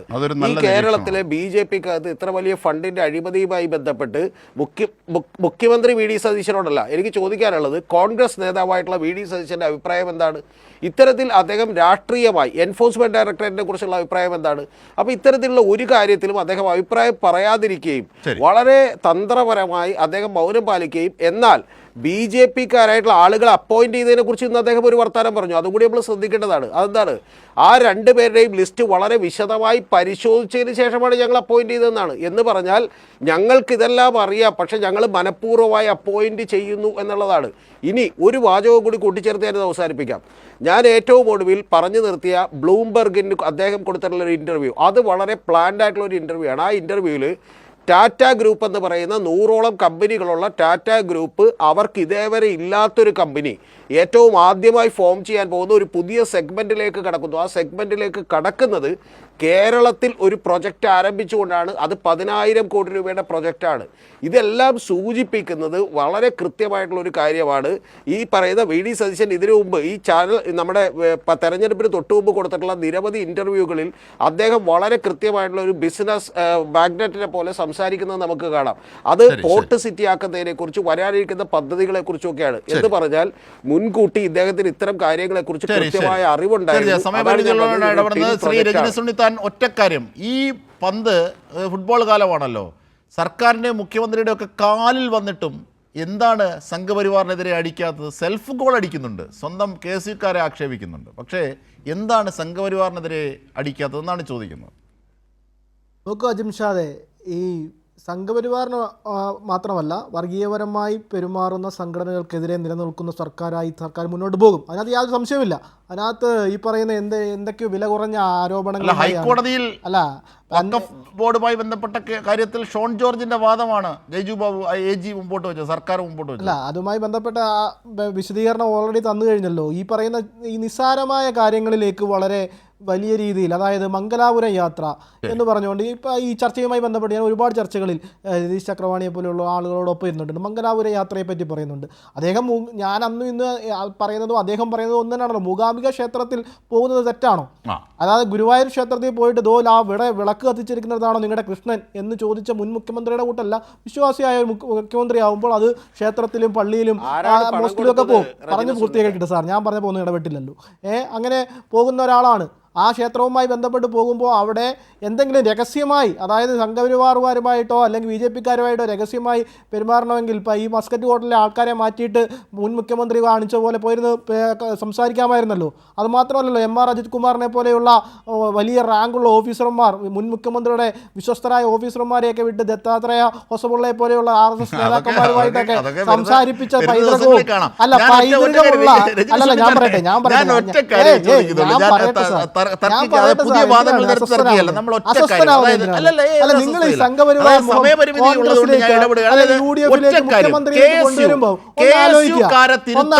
ആക്ഷേപിക്കാനും ശ്രമിക്കുന്ന എന്തുകൊണ്ടാണ് BJP ഫണ്ട് വിവാദം വരുമ്പോൾ BJP ഫണ്ട് വിവാദവുമായി ബന്ധപ്പെട്ട പരാതികളുണ്ടെങ്കിൽ കേരളത്തിലെ പോലീസ് നടപടിയെടുക്കുന്നേ. BJPക്കാരെ ഒന്നും അല്ലെങ്കിൽ BJPയുമായി ബന്ധപ്പെട്ടൊന്നും അടിമപ്പെട്ടു പോകുന്ന ഒരു പാർട്ടിയും ഗവൺമെന്റും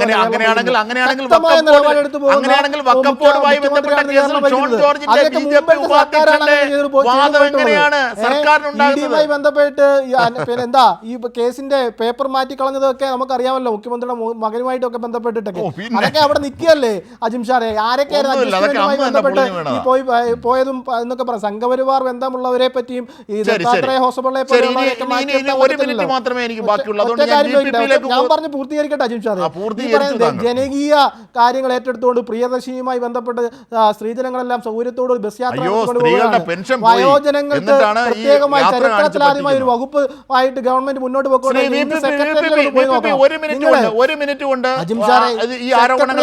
മറുപടി. ഒറ്റ നോക്കണം. മിനിറ്റ്, എത്ര please. ആളുകളാണ് സമയപരിമിതി മുഖ്യമന്ത്രിയെ കാണുവാൻ വേണ്ടി നിൽക്കുന്നതെന്ന് അറിയാമോ? എത്ര ആളുകളെ കാണുവാൻ വേണ്ടി പിന്നെ നേരത്തേക്ക് ആ പ്രദേശത്തേക്ക് അടുക്കാൻ പറ്റുമായിരുന്നോ? ആരെങ്കിലും അങ്ങോട്ട് പോയാൽ കടക്ക് പുറത്തെന്ന് പറഞ്ഞ് ആശാവർക്കർമാരെ സമരത്തെ പോലും 10 കൊല്ലം ഇരുന്നവരോടാണ് നിങ്ങൾ പറയുന്നത്. 10 കൊല്ലം പ്രതിപക്ഷം തിരുന്നിട്ടാണ് നിങ്ങൾ സൗജന്യ യാത്രാ പദ്ധതിയെ കുറിച്ചിട്ട് കംപ്ലീറ്റ് ചെയ്യൂ പെട്ടെന്ന്. സ്ത്രീകൾക്ക് കൊടുക്കുന്ന സൗജന്യ യാത്രാ പദ്ധതിയെ സംബന്ധിച്ച് ഗതാഗത വകുപ്പ് മന്ത്രി CP ജോണിന്റെ അഭിപ്രായം ഒന്ന് കേട്ടു നോക്കൂ അജിംഷാദെ. അതെ, പ്രതിസന്ധി പോയിട്ട് കേട്ടു നോക്കൂ അദ്ദേഹം എന്താണ് പറയുന്നതെന്ന്. അദ്ദേഹം ആകെ തുലഞ്ഞു പോയിരിക്കുകയാണ്. അദ്ദേഹം പറയുന്നത് ഇത് എങ്ങനെ മുന്നോട്ട് കൊണ്ടുപോകുമെന്ന് എനിക്ക് അറിയില്ല. വളരെ പ്രതിസന്ധിയിലേക്ക് KSRTC ഇതായി 50 ദിവസം കൊണ്ട് തന്നെ എത്തിയിരിക്കുന്നു എന്ന് ഞാൻ പറയണതല്ല കേട്ടോ. ഈ സ്വകാര്യ ബസ് ഉടമകളുടെ ഒക്കെ ആളുകൾ അദ്ദേഹത്തിന്റെ അടുത്ത് പരാതി പറയാൻ പോയപ്പോൾ CP ജോൺ അവരോട് പറഞ്ഞിരിക്കുന്ന കാര്യമാണ്. അത്ര അപകടകരമായ സാഹചര്യത്തിലേക്ക് പോകുന്നു എന്ന് പറയാം. അതുകൊണ്ടാണ് ഞാൻ പറഞ്ഞത് ഇവിടത്തെ ക്ഷേമ പദ്ധതികൾ, ആശ്വാസ നടപടികൾ, ജനങ്ങൾക്ക് ഗുണം കിട്ടേണ്ട കാര്യങ്ങൾ, അതിലെല്ലാം കുഞ്ഞുങ്ങൾ തൊട്ട് വിദ്യാർത്ഥികൾ തൊട്ട് മുതിർന്നവർ വരെയുള്ളവരുടെ കാര്യത്തിൽ ഈ സമീപനം സ്വീകരിക്കുമ്പോൾ മറുഭാഗത്ത് കോർപ്പറേറ്റുകൾക്കും RSSനും വേണ്ടി വളരെ കൃത്യമായ നടപടികൾ വേഗത്തിൽ നീക്കുന്ന ഒന്നായിട്ട് ഈ ഗവൺമെന്റ് മാറുകയാണ്. തീർച്ചയായിട്ടും. കാരണം അത് കേവലമായ രാഷ്ട്രീയ ആരോപണമല്ല. VP ഉസ്തവ അത് സംസ്ഥാപിച്ച കാര്യങ്ങൾ വസ്തുതയുടെ അടിസ്ഥാനത്തിൽ കൂടി ബോധ്യമാക്കുന്നതാണ്. എന്തായാലും VD സതീശന്റെ ഈ താല്പര്യം എങ്ങോട്ട്, ഏതൊക്കെ തലത്തിലേക്കാണ് നീങ്ങുന്നത്, ഇത് കോൺഗ്രസിനുള്ളിൽ തന്നെ ഉണ്ടാകുന്ന അവരുടെ രാഷ്ട്രീയം, തുടർന്നു വരുന്ന രാഷ്ട്രീയത്തിനെതിരായ വസ്തുതകളില്ലേ? ഈ അർത്ഥത്തിൽ VD സതീശൻ മുമ്പോട്ട് പോകുമ്പോൾ കൂച്ചുവിലങ്ങിടാൻ പാർട്ടിയും ഇല്ലേ അവർക്കൊപ്പം എന്നൊക്കെയുള്ള ചോദ്യങ്ങൾ ബാക്കിയാക്കിക്കൊണ്ടാണ് ഈ ന്യൂസ് ആൻഡ് വ്യൂസ് ഇവിടെ പൂർണ്ണമാകുന്നത്. ചർച്ചയിൽ പങ്കെടുത്തവർക്കൊക്കെ നന്ദി.